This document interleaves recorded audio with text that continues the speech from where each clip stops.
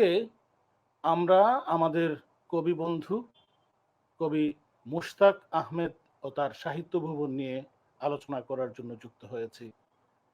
আজকে আমাদের আলোচনার মধ্যে কি থাকছে, কেন আমাদের এই আলোচনা, সবকিছুই আমরা শুনবো। তার আগে আমরা কবি মুশতাক সম্পর্কে একটু জেনে নেই। স্টুডিওতে ছবি তুলে গেছিল, অথচ দুদিন পর খামে করে 4 কপি পাসপোর্ট সাইজ মুখোশ নিয়ে এলো আমাদের ভালো মানুষ রামকানাই। ওর চোখের সামনে কবি কবি চেহারার জনা কয়েক পান্ডা কবিতার শ্লীলতা হানি করে যায়, অথচ কাঠগড়ায় দাঁড়িয়ে কাঁপা কাঁপা রামকানাই যে লিখিত অভিসন্দর্ভটি পড়ে শোনালো, সে অনুযায়ী টেরিকাটা লোকগুলো, তাদের সম্পর্কে আমাদের এই জ্ঞান হয় যে ওরা একনিষ্ঠ কবি এবং কবিতা পাঞ্চালীর সাক্ষাৎ পঞ্চপাণ্ডব। আসলে আমাদের রামকানাইয়ের মগজে স্থান কাল পাত্র গুবলেট হয়ে গেছে। কেননা কাগজে পড়েছি কিছুকাল হলো মাত্র যতুগৃহ থেকে অক্ষত ফিরেছে পঞ্চপাণ্ডব। আজ ওরা যোগ দিতে যাচ্ছে দ্রৌপদীর স্বয়ংবর সভায়। কবি মুশতাক আহমদ। সে কোন তরুণ যৌবনে সড়ক নম্বর দুঃখ, বাড়ি নম্বর কষ্ট, এই অমিত সম্ভাবনার জগতে পা রেখেছিলেন কবি মুশতাক আহমদ। আজ নীরবতা ভেঙে ক্রমে ক্রমে তার রচনা হয়েছে মেঘ পুরাণ, কোথাও বৃষ্টি হচ্ছে। কবি মুশতাক আহমদের জন্ম 1968 সালের 4 জানুয়ারি মির্জাপুরের কুমুদিনী হাসপাতালে। তার পিতামহের আদি নিবাস ছিল জামালপুরের সরিষাবাড়ি। প্রাথমিক বিদ্যালয় থেকেই সতীর্থ, এমনকি শিক্ষকগণও তাকে কবি নামে অভিহিত করে আসছেন। মুশতাক মনে করেন আসল সব ভালোবাসার ডাকটিকে উপেক্ষা করতে পারেননি বলেই হয়তো কবিতা ছেড়ে তার কখনো যাওয়া হয়নি।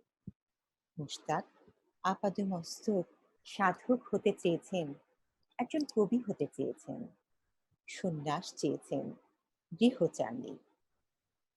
1974 সালে দ্বিতীয় শ্রেণীতে পড়ার সময় তার লেখা চাষিরা কাটিছে ধান, কেহ বলে যে খাবার আন, এই পদ্মটি তার স্মরণকালের প্রথম প্রয়াস। 1981 সালে মির্জাপুর ক্যাডেট কলেজের অনিয়মিত সাহিত্য প্রকাশনা ডাহুকে 2টি লিমেরিকের মাধ্যমে প্রথম ছাপার অক্ষরে প্রকাশিত হন। ক্যাডেট কলেজের সমৃদ্ধ লাইব্রেরি তাকে গড়ে তুলতে সাহায্য করে। 1984-85 সালে মূলধারার সাহিত্যের সাথে সম্পৃক্ততা তৈরি হয় মুশতাক আহমদের। 1986 সালে চট্টগ্রাম মেডিকেল কলেজে ভর্তি হবার পর ক্যাম্পাস আর চট্টগ্রাম শহরের সাহিত্য পাড়ার সাথে গড়ে ওঠে তার নিগুড়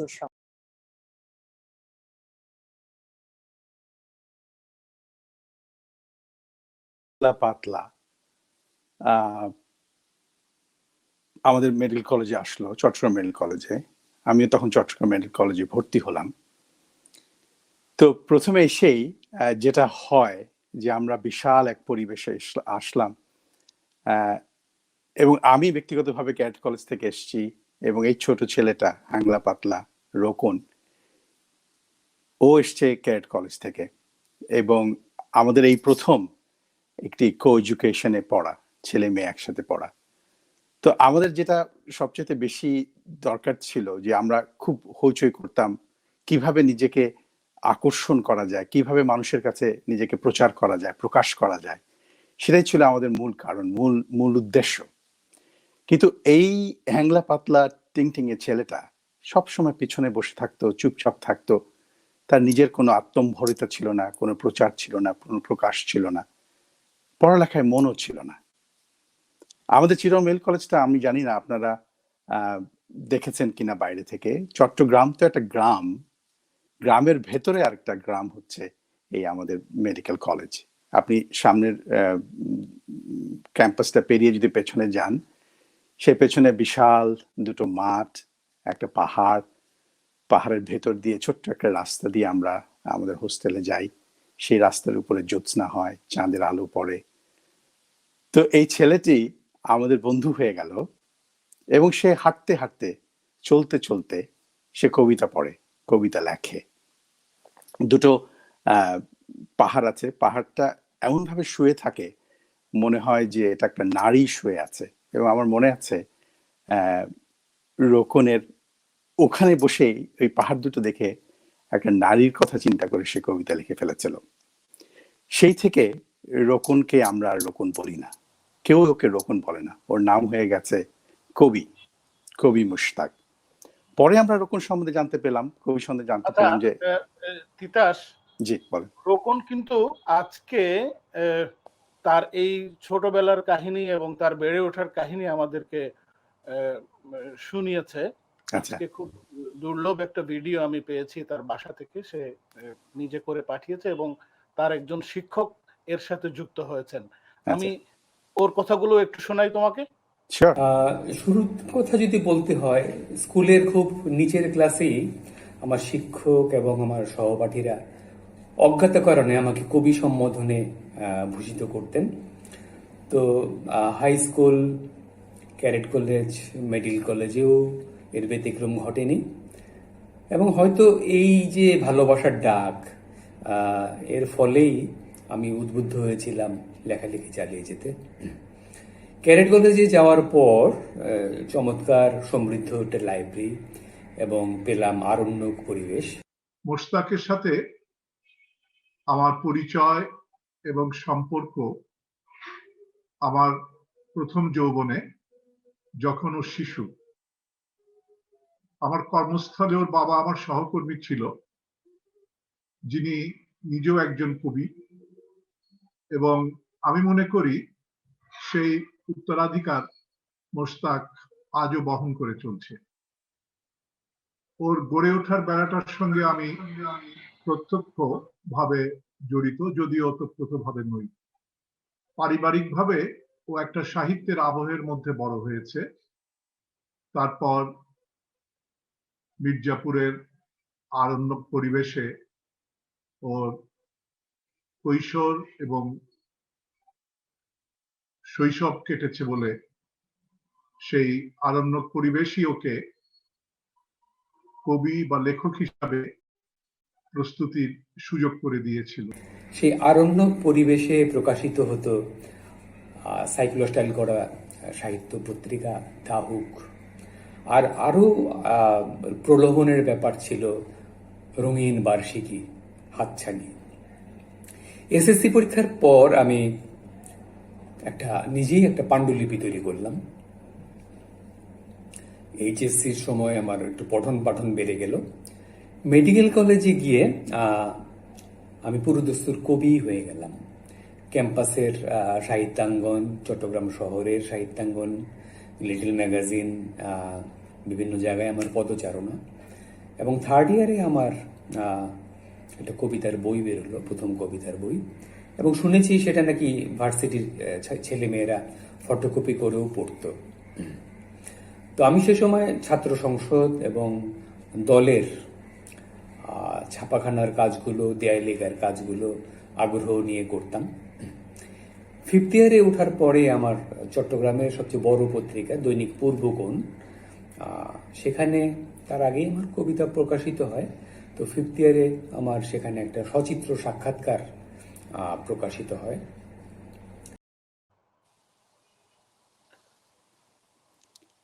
তো সাগর ভাই, আপনি তো ওর কথা শুনলাম, আমার খুব ভালো লাগছে যে আমার বন্ধু ক্যামেরার সামনে এসে কথা বলতে পারছে। প্রায় 1 মাস আগে আমি ওর কাছে গিয়েছিলাম, তখন আসলে ওর খুব শ্বাসকষ্ট হচ্ছিল, হাঁপার হচ্ছিল।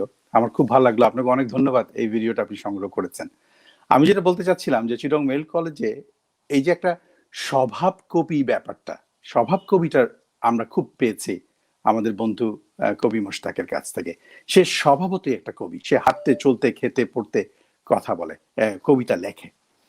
তো মেডিকেল কলেজে আপনি যা বোঝেন, আমরা তখন যৌবনের একদম কড়া যৌবন যাকে বলে, আমাদের মধ্যে প্রেম, বিদ্রোহ, এরশাদ বিরোধী আন্দোলন, তারপরে ধরেন বিভিন্ন রকম ভাবে আমরা আন্দোলিত হচ্ছি, নারী পুরুষের দ্বন্দ্ব সম্পর্ক, একটা বিষাদও আসে, আবার আনন্দ আসে। সেই দিক থেকে আমি কবি রোকনকে বিভিন্নভাবে দেখেছি। আমরা একই সাথে দেয়াল পত্রিকা করতাম। কবি মোশতাকের হাতের লেখা খুবই সুন্দর, চমৎকার করে সে পোস্টার লিখতো। পোস্টারের যে ভাষাগুলো, স্লোগানের যে ভাষাগুলো তার কবিতার মধ্যে এসছে। এই কথাগুলো ওর সাহিত্যে বা ওর গল্পে কতটা আসবে আমি জানি না, তাই আমি ছোট্ট করে ওর মানে মেডিকেল কলেজের জীবনটাকে একটু করে বলছি, বেশি সময় নেব না। তো একবার রোকন কবি আপনাকে বললো যে সড়ক নম্বর দুঃখ, বাড়ি নম্বর কষ্ট, এই এই এই কবিতাটা খুব খুব জনপ্রিয় হয়েছিল আমাদের মেডিকেল কলেজে এবং মেডিকেল কলেজের বাইরেও। তো স্বাভাবিকভাবে সে একটি মেয়ের প্রতি অনুরাগী হয়, মেয়ের প্রতি তার আগ্রহ হয়। তো যাই হোক, সে প্রত্যাখ্যাত হয়। সেই দুঃখ থেকে তার এই কবিতাটা আসে যে তুমি আমার বাসায় এসো একদিন, আমার বাসার ঠিকানা তুমি জানো, আমার বাসার ঠিকানাটা হচ্ছে সড়ক নম্বর দুঃখ, বাড়ি নম্বর কষ্ট। তো আপনি যদি আমাকে অনুমতি দেন, বইটা আমার সামনে আছে, আমি কি কবিতাটা একটু পড়বো? অবশ্যই অবশ্যই। আচ্ছা। বাড়ির নম্বর ঠিকানা বদলাতে হয়েছে ঢের, অবশেষে সম্প্রতি একটি স্থায়ী ঠিকানায় গড়েছি বসত। প্রশস্ত বিজয় সরণি ধরে এগিয়ে পতন সড়ক আর পরাজয় লেনের সংযোগে একটু দাঁড়ালেই চোখে পড়বে বিষণ্ণ ট্রাফিক। বিষণ্ণ ট্রাফিক পুলিশ সারাক্ষণ হাত উঁচিয়ে আনন্দের রাস্তা জুড়ে। গ্রিন সিগন্যাল পেয়ে দ্রুত গাড়ি ঘোড়া যাচ্ছে বেদনার হাইওয়ে দিয়ে। রিক্সা নেবেন, নাম উচ্চারণ মাত্র সোজা নিয়ে যাবে বাড়ির সদর দরজায়। গেটের সাদা ফলকে লেখা আছে কালো অক্ষরে, সড়ক নম্বর দুঃখ, বাড়ি নম্বর কষ্ট। কবি মোশতাকের একটা জিনিস খেয়াল করবেন, উপমাটা তার জন্য একটা বিশাল বড় ব্যাপার। আপনারা নিশ্চয়ই এরপরে আলোচনা করবেন যে বিভিন্ন ভাবে সে কবিতাকে উপমা মধ্যে এনেছে, এবং সে তার কথা বলেছে একবার যে জীবনানন্দ বলেছে উপমাই হচ্ছে কবিতা। তো কবি মোশতাকের উপজীব্য হচ্ছে কবিতা। তো আমি আর দীর্ঘায়িত করব না, আরেকটা ছোট্ট কথা বলি। তুমি একটু একটু থাকো, তোমার সাথে আমি যুক্ত করছি তোমারই আরেক মানে তোমার মেডিকেল কলেজেরই আরেক ছোট ভাই, ডাক্তার মিরাজুল ইসলাম। সেও কবিতা লেখে, অনেক কিছু করে। বর্তমানে সে চলচ্চিত্র নির্মাণে ব্যস্ত আছে, এবং মুশতাকের দীর্ঘদিন তার কাছাকাছি ছিল। আমি মিরাজুল ইসলামকে তোমার সাথে যুক্ত করছি মেডিকেল কলেজ জীবনের কিছু গল্প আমাদেরকে শোনানোর জন্য। খুব মজা হবে। মিরাজ, কি খবর, কেমন আছো?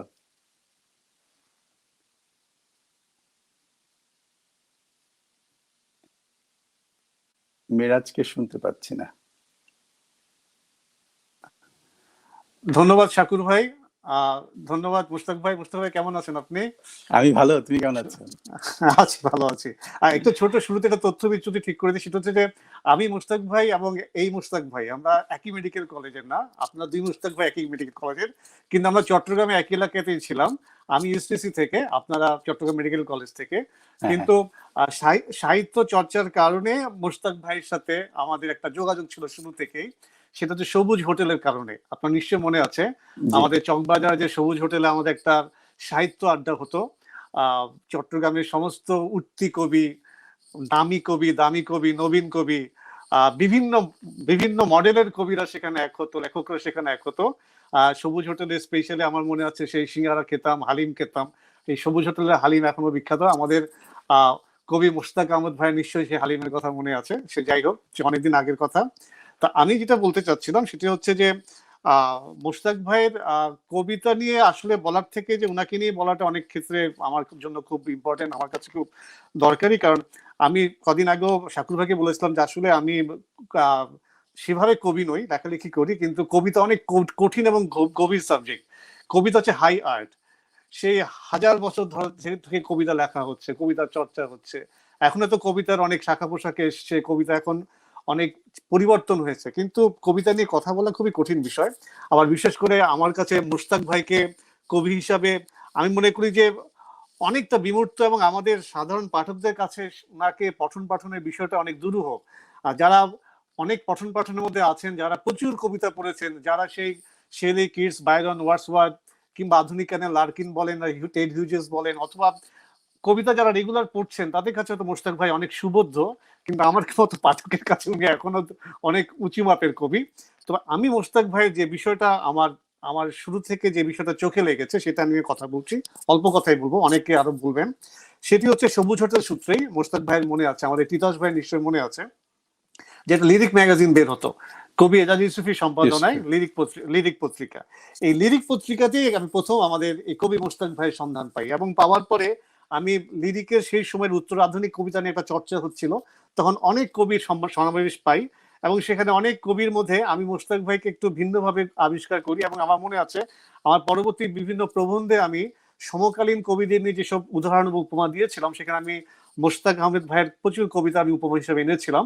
তা আমার একটু আজকে আমি আমাদের দর্শকদের আমি সেই লিরিকের কিছু সংখ্যা দেখাতে চাচ্ছি।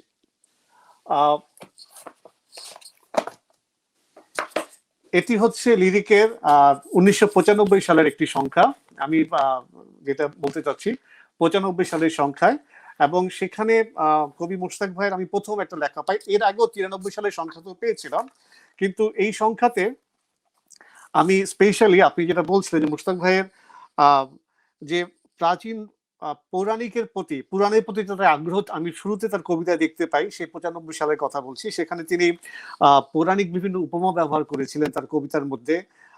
তারপর আমাদের গ্রাম বাংলার যে ফোক, যে লোকজ বিষয় আছে, সেগুলো তার কবিতার মধ্যে আমি দেখেছিলাম, এবং তার মানে বুঝতে পারা যাচ্ছে যে তার একটি কবিতা নিয়ে তার নিজস্ব একটা ধ্যান ধারণা এবং দর্শন ছিল, এবং তার পঠন পাঠন ছিল। আর তিনি যে 5000-6000 বছরের যে কবিতার যে ইতিহাসটি, সেটি কি তার মাথায় সবসময় ছিল বলে আমি মনে করি। তিনি যখন লেখেন তখন তিনি সেই 1000 বছরের সমস্ত কবি যারা আছেন তাদের সাথে একটা আত্মিক বন্ধন তৈরি করার চেষ্টা সবসময় করে এসেছেন তার কবিতার মধ্যে, এখনো করছেন। একটি উদাহরণ দিই, আমি তিতাস ভাইয়ের মতো ভালো আবৃত্তিকার নই, তবু একটি জিনিস, একটি কবিতা দুটো লাইন পড়ে শোনাই। সেটি হচ্ছে, আহা ইদিপাস, দুই চোখে সূচ বেঁধানো মরণপণ, প্রায়শ্চিত্তের গল্প শুনে আসছিল যারা এই যাবৎকাল, বহু দেশ বহু ভাষী আছে, সহমর্মী হৃদয় দ্রবণে, মনোযোগ মেশাবে আরো, আজও বয়ে চলে ইদিপাস কুটৌসার জিন। খুব কঠিন মনে হলো, কিন্তু আমি বুঝতে পারি যে তিনি সেই ইদিপাস এবং রত্নেশ্বর নামে যে কবিতাটি লিখেছিলেন আজ থেকে প্রায় 25-30 বছর আগে, সেখানে তিনি সবসময় বলতে চেয়েছেন যে তার কবিতার মধ্যে যে প্রাচীন যে ঘরানা, তার সাথে যে গতানুগতিক যে সমাজ, যে সমসাময়িক সমাজ, তার মধ্যে তিনি একটা যোগসূত্র এনেছেন। একইভাবে তার আরেকটি কবিতা আমি সেই আমলে পেয়েছি, মহুয়া গীতিকা নামে, সেখানে তিনি বলেছিলেন যে পাহাড় বরাবরই আছে সেদিনও ছিল খুব, সংবেদন ছিল না কেবল বেদে সর্দারের। আর এগুলো খুব কোরিলেটেড করে আমাদের মোশতাক ভাইকে, যদি আমরা যারা ব্যক্তিগতভাবে চিনি তাদের মধ্যে আমরা বুঝবো তিনি এইসব বিষয়গুলো খুব কোরিলেট করে। তিনি সবসময় তিনি ট্রাভেল করছেন, টাইম ট্রাভেলার, সবসময় ঘুরছেন অতীত বর্তমান। অনেক সময় তিনি ডিস্টোপিয়ান কিছু কবিতা লিখে ফেলেছেন, অজান্তে লিখেছেন কিনা আমি জানি না, কিন্তু সবসময় তিনি ঘুরছেন, তার মধ্যে আবর্তমান আছেন। আমি মনে করি এই জিনিসটি কিন্তু তার চট্টগ্রামে যে একটা জীবনযাপন ছিল, চট্টগ্রামে যে তিনি একটি নীরব নিভৃত জীবন কাটাতেন, এবং কবিদের সাথে যাচ্ছে মেলামেশা, এবং সেখানে যে তার একটা চর্চা, সেটা তার মধ্যে এখনো কিন্তু আমি দেখতে পাই যে কোনোভাবে তিনি চট্টগ্রামে ছাড়তে পারেননি। আমার মনে হয়, আমি তোমাকে সরি ইন্টারাপ্ট করছি, আমার মনে হয় যে চট্টগ্রাম মেডিকেল কলেজ এবং এর পরে ওর চাকরি সূত্রে সে কক্সবাজারে থাকে, এই দুটো অধ্যায় ওর জীবনের একটা বিশাল বড় অধ্যায়। এই দুটো অধ্যায়ের মধ্যে সে অনেকগুলো কবিতা এসছে, এবং ওনার মধ্যে একটা নীরবতা আছে, একটা অদ্ভুত একটা নীরবতা কাজ করে, তাই না? এবং অত্যন্ত আত্মকেন্দ্রিক ছেলে সে, অত্যন্ত প্রচার বিমুখ, এবং ভেতরে ভেতরে সব জমিয়ে রাখে সে একেবারে প্রচার করতে চায় না, খুব লাজুক স্বভাবের একটা ছেলে, খুবই লাজুক। আমরা তো তিলকে তাল করি, আমরা তো তিলকে তাল করি, ও তালকে তিল করে ফেলে, এটাই হচ্ছে সমস্যা। আচ্ছা, আমি আরেকটা জিনিস পেয়েছি, আমি কিন্তু মানে যখন লেখালেখি করছিলাম আমি কিন্তু এগুলো খুব লক্ষ্য করছিলাম অনেক আগেই, যার জন্য আমি মোশতাক ভাইয়ের এই অনুষ্ঠানটা আমি আসতে রাজি হয়েছি, কারণ যেহেতু কিছুটা ওনার সঙ্গে আমি জানি, না জানলে কিন্তু আমি আসতাম না অনুষ্ঠানটিতে। এনিওয়ে 1999 সালে কিন্তু আমি আবার একই জিনিস দেখতে পাচ্ছি লিরিক পত্রিকাতেই। ওই লিরিকে কিন্তু উনি খুব সুন্দরভাবে নিজেকে, আমি লিরিকটা যদি ফলো করি, লিটল ম্যাগাজিন, যেখানে উনি ওনার খুব পছন্দের একটা পত্রিকা আমি জানি, যেখানে উনি নিয়মিতভাবে লিখেছেন, কখনো উনি অনিয়মিত হননি। ঠিক সেই সময়ে আমি পোস্ট মডার্নে একটু কাজ করছিলাম, পোস্ট মডার্ন আচ্ছা, মিউজিক নিয়ে। সেখানে আমি আমি আমি কি তোমাদেরকে একটু থামিয়ে হ্যাঁ ওর বলেন প্লিজ। নিজের মুখ থেকে এই কথাগুলো একটু শোনাই তোমাদেরকে? নিশ্চয়ই। ঠিক আছে, নিশ্চয়ই নিশ্চয়ই।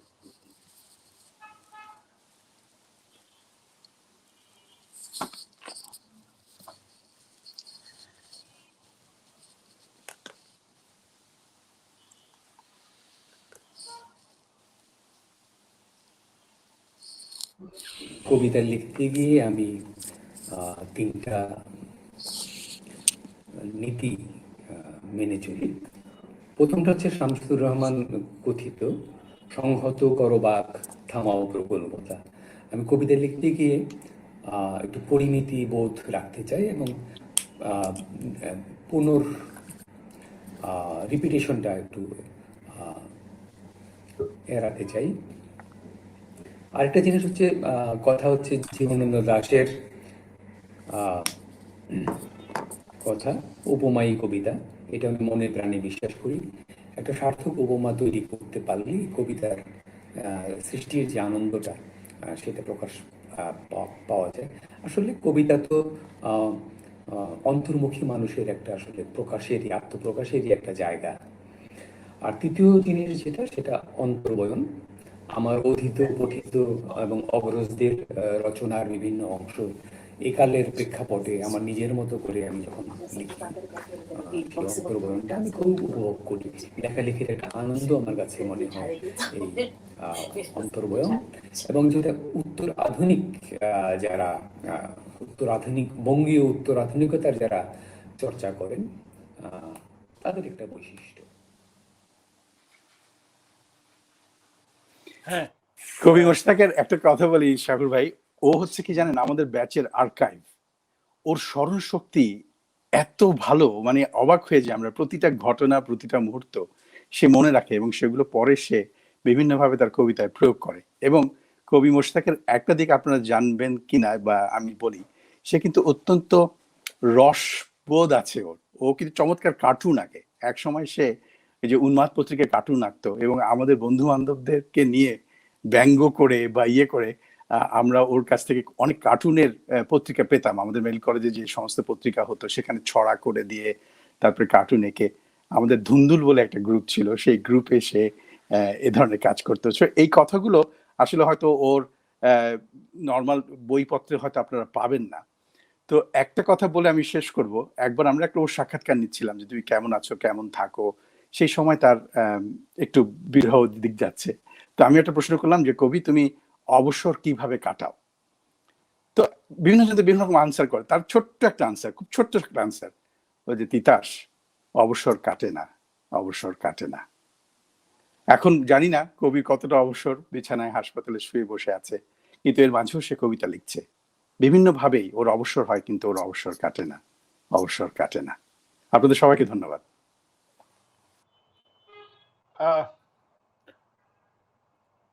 কবি লুৎফুল হোসেন,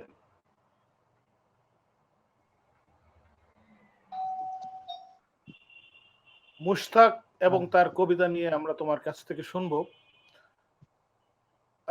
লুৎফুল হোসেনের এই কথা শোনার আগে আমি একটু আমাদের ক্যাডেট কলেজ ক্লাব লিড সোসাইটির একটি কবিতা বিষয়ক অনুষ্ঠানে মুশতাক কবিতা নিয়ে কি বলেছিল সেটা একটু শুনে আসি। কিন্তু এই আধুনিকতম এই সংকটে অবশ্য রবীন্দ্রনাথ বলেছেন যে মানুষের আধুনিক সমস্যা বলে কোনো পদার্থ নাই, মানুষের সব সমস্যাই চিরকালের। এই আধুনিকতম এই সংকটে বিপ্রতীক ধারণাগুলোকে একই কবিতায় স্থান দিচ্ছেন আজকের কবি। আমি কিছু উদাহরণ দিচ্ছি। কবি শাহিদ আনোয়ার, ৮০ দশকের কবি, তার কবিতা। স্থূল ভোতা কিছু পাথরের পতন শব্দ শুনে জেগে উঠি শেষ রাত্রিরে, কোন অভাগীর মস্তক থেকে রক্ত গড়ালো। ভাবতে ভাবতে পাশ থেকে শুনি। আমি সিনথেটিক হলো, কিন্তু আমি কিন্তু অ্যাক্টিভ হলাম না। এই সবিরতিতাই কবিতাকে দেয় প্রকৃতির মতো সচ্ছলতা। আবুল হাসান, দেখেছি দুঃখের চেয়ে সুখ আরো বেশি দুঃখময়। আলতাফ হোসেন, আমার আঙিনায় খেলা করে দুটি বোন, মাঙ্গলিকি আর ঝিকি ঝিকি। ভাবনার প্রচলিত গণ্ডি থেকে বের হয়ে অনেক বড় একটা পরিসরকে নিজস্ব করে নিচ্ছেন আজকের কবি। মজনু শাহ, ইতালি প্রবাসী কবি। বিচিত্রীর ঘরে আমি যাইনি সেদিন, লোকে তবু আমাকেই বেরোতে দেখেছে। কি করে বোঝাবো আমি গোলাপ ও আফিমের কোন তৃতীয় উদয় পথে হেঁটেছি সেদিন স্বপ্নরিক্ত নটরাজনের পথে। আধুনিক কবিসত্তায় ভালো মন্দ, সহমর্মিতা, উদাসীনতা, পাপ পুণ্য, ভালোবাসা ঘৃণা, বাণী নীরবতা, নৈশব্দ, যেটা আসফার ভাই বললেন, আনন্দ বিষাদ, এ ধরনের বিপরীত বৈশিষ্ট্যগুলো একই সাথে ক্রিয়াশীল এবং প্রকাশিত। খন্দকার আশরাফ হোসেন, একবার মানুষকে তীব্র ভালোবাসা, পরক্ষণে ফেরানো মুখ আকুল ঘৃণায়, তার মানুষ কবিতায় বলেছেন। কিরকেগার্ড বলেছেন, I love with one face, I weep with the other. Greek মিথোলজির জেনাসের মতো দুটো মুখ নিয়ে বেঁচে পড়তে থাকার কথা আমরা শামসুর রহমানের কবিতায়ও পড়ি। আমাদের প্রতিটি অভিজ্ঞতাই খণ্ডিত। তাকে জোড়া দিলে যে অভিজ্ঞতার জগৎ তৈরি হয়, সেটা উপরের যে পংক্তিমালা উদাহরণ দিলাম অনেকটা সেরকমই। তবে এই অসঙ্গতি এই জীবনযাপনের স্বভাব দিল। আরো কিছু টুকরো দৃশ্য দেখি। ৮০ দশকের কিছু উজ্জ্বল পংক্তিমালা। সুব্রত অগাস্টিন গোমেজ, ত্রিবেদী আশ্রয় খোঁজে আয়ুর্বেদে। শোয়েব সাদাব, আছে শুধু রৌদ্রের চন্দ্রিমা। রোদ আর চন্দ্রিমা একই সাথে, অন্ধকার জোনাকি আলো একসাথে। ফরিদ কবির, পাথর পড়েছে জলে নাকি জল পাথরে পড়েছে। সাজ্জাদ শরীফ, আদিম উৎসাহে নিজের কাঁধে নিজেরই লাশ নিয়ে এগিয়ে যায়। অকাল প্রয়াত কবি সোহেল রাব্বি, আপনারা হয়তো নাম শুনবেন না অনেকেই, চট্টগ্রামে উনি চরিষ্ণু ছিলেন, যদিও উনি উত্তরবঙ্গে ছিলেন। এখন ঈশ্বর নম তোমার সকাশে, ডানে বামে ঈশ্বর লুটোয় মানুষের পায়ে। মৃদুল দাশগুপ্ত, পশ্চিমবঙ্গের কবি, তিনি বলেছেন, ঠান্ডা মর্গের মধ্যে আনন্দে লাফিয়ে উঠছে মৃতদেহ। মৃতদেহ মর্গের মধ্যে আনন্দে লাফিয়ে উঠছে। অসঙ্গতি, বৈপরীত্য, প্রতিতুলনা সবই কবিতার জন্য ধনাত্মক, স্বাস্থ্যকর। আমি কি কিছু বোঝাতে পারলাম? রবীন্দ্রনাথ জিজ্ঞেস করছেন, ওহে জীবনানন্দ, পথের শেষ কোথায়, কি আছে শেষে? জীবনবাবু লাজুক হেসে উত্তর দিচ্ছেন, হয়তো নতুন কোন রূপে আমাদের ভালোবাসা পথ কেটে নেবে।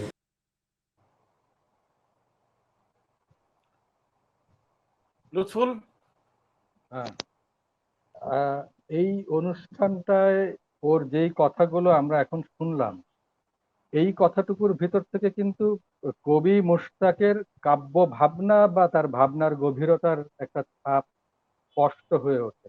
সেদিনের অনুষ্ঠানে যারা ছিলেন তারা তো শুনেছেন, আজকে যারা এইটুকুন শুনতে পেলেন তারাও কিছুটা আন্দাজ করতে পারছেন।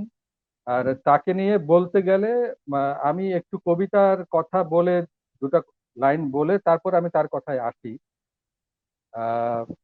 আসলে আর্ত না হলে আরতি আসে না।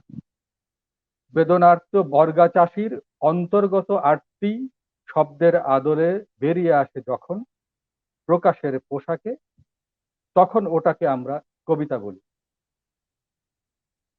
কাব্য মনোভাবাপন্ন প্রায় সব বাঙালি, তবে কবিতা লিখবার মতো ধ্যানস্থ হওয়া বা দগ্ধতার প্রেমে আপনাকে বলি দেওয়ার মতো বিসর্জনবাদী নেশারু সবাই হয়ে উঠতে পারেন। যিনি পারেন তিনি কবি। মুশতাকের কথা যদি বলি, মুশতাক নিজের কথা তার বিভিন্ন বইয়ে বা বিভিন্ন জায়গায় নিজেই বলেছে। ক্লাস 2-3-তে তার সহপাঠী এবং স্কুলের শিক্ষকরা তাকে কবি বলে ডাকতেন। হয়তো তার বাবার পরিচয় বা তার বাবার কবিতা লেখার অভ্যাস, তার পাশাপাশি তার নিজের উপস্থিতিটাও এই নামটা তাকে দিয়েছে। মোশতাক নিজেই বলেছে যে সেই ভালোবাসার ডাককে সম্মান দেওয়ার জন্যই না লিখে আর উপায় ছিল না। তবে এমন আত্মকথনের বাইরেও যে বিদ্যমান সত্যটি বিরাজ করছিল সেটাই পরম। অগ্নি ও দহনের প্রতি প্রেম তার অবিচ্ছেদ্য সঙ্গী হয়েছিল সেই আদি থেকেই। আমরা যদি তার, এবার আমি সরাসরি, আমি সময় যেহেতু কম, আমি সরাসরি তার বইগুলো নিয়ে আমি একটা দুটা করে লাইন বলি, তাহলে তার নিজের কবিতা বা তার নিজের কবি পরিচিতিটা স্পষ্ট হয়ে উঠবে। 21শে ফেব্রুয়ারি 1990-কে কেন্দ্র করে সেপ্টেম্বর 1989-তে তার প্রথম কাব্যগ্রন্থ প্রকাশিত হয়। তার প্রথম কাব্যগ্রন্থ, ওটার নাম ছিল সড়ক নম্বর দুঃখ, বাড়ি নম্বর কষ্ট। এই বইটার আমি যদি দ্বিতীয় কবিতাটার কথা বলি, শিরোনাম হচ্ছে বালিকার উৎসব। আমি 2-3টা লাইন বলি। গোলাপ গর্ব করে বসন্ত দরজায়, আকাশে ভরাট চাঁদ বালিকার নিশি পায়, পৃথিবী জোড়া উৎসব রাত, কান্নার মতো এক টানা সানাই ভেসে এলে বালিকার ভয় হয়, বালিকার উৎসব করে লাল বেনারস। আমি খুব বেশি বাড়তি কথা বলবো না, আমি এরকম কয়েকটা উদ্ধৃতি দিয়ে মাঝে মাঝে 2-1টা লাইন কথা বলবো। আমার মনে হয় এই উদ্ধৃতিগুলোই তার পরিচয়কে স্পষ্ট করে তুলবে।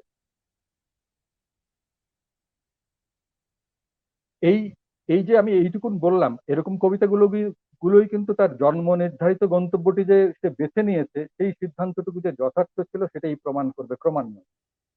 তৃতীয় কবিতায় সে বলছে বা যেভাবে উপস্থাপন করেছে, সেই জিনিসটা কিন্তু আমাকে সফদার সিদ্দিকী কিংবা সৈয়দ হক বা ওই সময়ে এরকম আরো যারা কবি বিভিন্ন রকমের পরীক্ষা নিরীক্ষা করেছে, কবিতাকে ভিন্ন মাত্রায়, ভিন্ন আঙ্গিকে, অবয়বে প্রকাশ করেছে, সেই চেষ্টাটা তার মধ্যে কিন্তু আমরা দেখতে পাই। আর তার পাশাপাশি ছন্দের আধুনিক প্রকরণের পাশাপাশি গদ্য কবিতার একটা প্রকাশ চেষ্টা তার মধ্যে ছিল। একটা চতুষ্কোণ অবয়বে সোজা সাপটা কথায় কবিতাকে প্রকাশ করে সেরকম বেশ কিছু কবিতা তার ছিল প্রথম কাব্যগ্রন্থে বা পরবর্তী কাব্যগ্রন্থগুলোতেও নিয়মিতই সে লিখে গেছে। এইসবের পাশাপাশি কবিতাকে মেদহীন করার একটা স্পষ্ট সচেতনতা তার মধ্যে যেমন ছিল। উপমা রূপকের চাঁদ জ্যোৎস্না তার নিজের কাব্যসত্তাকে চিনিয়ে দিয়েছে বারবার। নির্মাণ সৌকর্যের বিন্যাস, মনোযোগী কাব্য ভাবনা, এইগুলো কিন্তু তার কবিতার সম্পদ, তার নিজস্ব নির্মাতা শৈলীর পরিচয়। আমি এর পরের বইটার কথা যদি বলি, বইয়ের আগে তার ছোট ছোট দুটো প্রকাশনা ছিল। তারুণ্যের উচ্ছল প্রকাশ, ভাঁজপত্র, ওটার নাম হচ্ছে আমার আনন্দ বাক্যে, প্রকাশ 1991। কিংবা তারপরে একটা ছিল পুস্তিকা 25 বছর বয়স, প্রকাশ জানুয়ারি 1994। এই দুটোতেও কিন্তু ধারাবাহিকতার সেই আভাস আছে। কবি হয়তো অন্তর্গত নির্মাণে ব্যস্ত থাকাটাকেই বেছে নিয়েছে বলে তারপর একটা বিরতি। এরপর 1989 থেকে 2009 সাল অব্দি লেখাগুলোকে নিয়ে মলাটবন্দি হয়েছে যে যেই গ্রন্থটা এর পরে, সেটা হচ্ছে 2010 সালে মেঘ পুরাণ। এই প্রকাশিত গ্রন্থে আবার এরকম তার কিছু কবিতা পাই। তার মধ্যে থেকে আমি দুটা করে লাইন বলি। মানুষই নাচতে ভালোবাসে, আপন ভূগোল ছেড়ে বিপরীত মুদ্রায় নিমজ্জনের সময় যে এসে দাঁড়ায় ঈশ্বরের ভূমিকায়। কিংবা আরেকটা কবিতা থেকে দুটা লাইন বলি। প্রকৃত মুক্তি অসম্ভব বলে চিৎকার করে ওঠে কেউ কেউ, রমণীর বুক থেকে যেমন মেঘের কবুতর।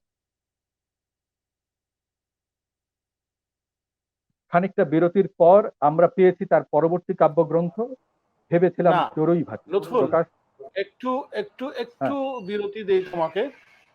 তার হ্যাঁ মেঘ হ্যাঁ পুরাণ থেকে একটা চমৎকার কবিতা আমাদেরকে আজকে আবৃত্তি করে পাঠিয়েছে ডাক্তার ফাতেমা দোজা।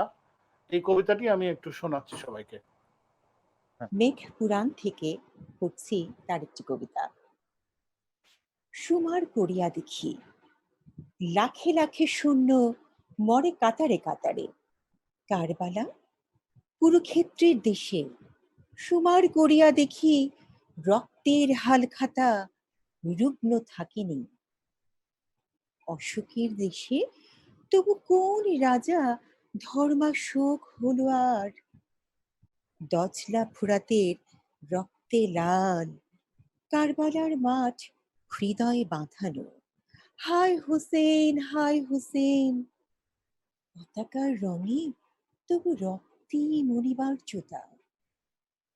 মৃত্যুর যমজ বোন কোন দেশ কালে শোক নামে বেঁচেছিল বটে, আজ বাঁচে পরিসংখ্যান। সুমার করিয়া দেখি বীর নেই, এ রক্ত গঙ্গায় শহীদ হয়েছে কেবল। একাত্তরের দেশে মুক্তি সেনার স্বপ্নজীবী হৃৎপিণ্ড স্থির হয়ে আসে কাতারে কাতার। চমৎকার। আসলে এই তার কবিতাগুলোই তাকে বারবার চিনিয়ে দেয়, প্রত্যেকটা লাইন, প্রত্যেকটা উপমা, রূপক। আমি যেটা বলছিলাম, যেমন তার এর পরের গ্রন্থ যেটা দীর্ঘ বিরতির পর ছিল, ভেবেছিলাম চড়ুই ভাতি। কবি তখন কক্সেস বাজারে থাকেন এবং একজন কবি আসলে যে পূর্ণাঙ্গভাবে কবিতার ভেতর বসবাস করেন সেটার স্পষ্ট একটা ছাপ কিন্তু এই বইয়ের উৎসর্গপত্রে চলে এসেছে। এই বইয়ের উৎসর্গপত্রে সমুদ্র পাড়ে যাপিত জীবনকেই উৎসর্গ করেছেন। কবিতা বইটাকে লিখেছেন, আমার কতটা জেনেছে সমুদ্রের জল। এই কবিতার বইটার যেমন প্রথম কবিতার শিরোনাম হচ্ছে লুব্ধক যাত্রা, দ্বিতীয় কবিতার শিরোনাম হচ্ছে ভেবেছিলাম চড়ুই ভাতি ছেলে খেলা। এই কবিতা দুটো থেকে আমি আবার একই রকম ভাবে দুটো তিনটা লাইন উদ্ধৃত করলেই সহজে বোঝা যাবে জীবনকে আগুনে সেঁকে উপলব্ধির গভীরে উদযাপন করে যাচ্ছিলেন কিভাবে কবিতার দগ্ধ জীবন নাম। পকেটে বিচ্ছেদ, ফেরাটা পাহাড়ি পথ, কিছুটা এব্রো খেব্রো মৌচাক থেকে এইবারে নেমে আসে পিলপিল গুঞ্জন। লুব্ধক যাত্রা কবিতা। ভেবেছিলাম চড়ুই ভাতি ছেলে খেলা, উড়িয়ে দেবার খোলাম কুচি তেজপাতা, আজন্ম শেখরিত এইবারে বদলে নিলাম জানা। এটা ভেবেছিলাম চড়ুই ভাতি ছেলে খেলা কবিতার শিরোনাম।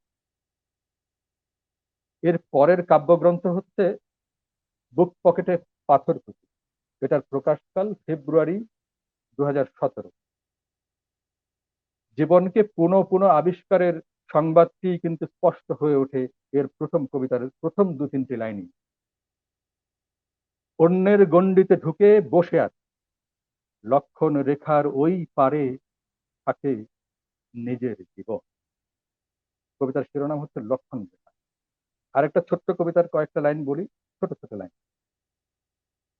প্রীতি মোটেও অতীতকাল নয়, অবিকল সাগরের ঢেউ, অবিশ্রাম পুরঘটিত বর্তমান। এই কবিতাটার শিরোনাম হচ্ছে স্মৃতি।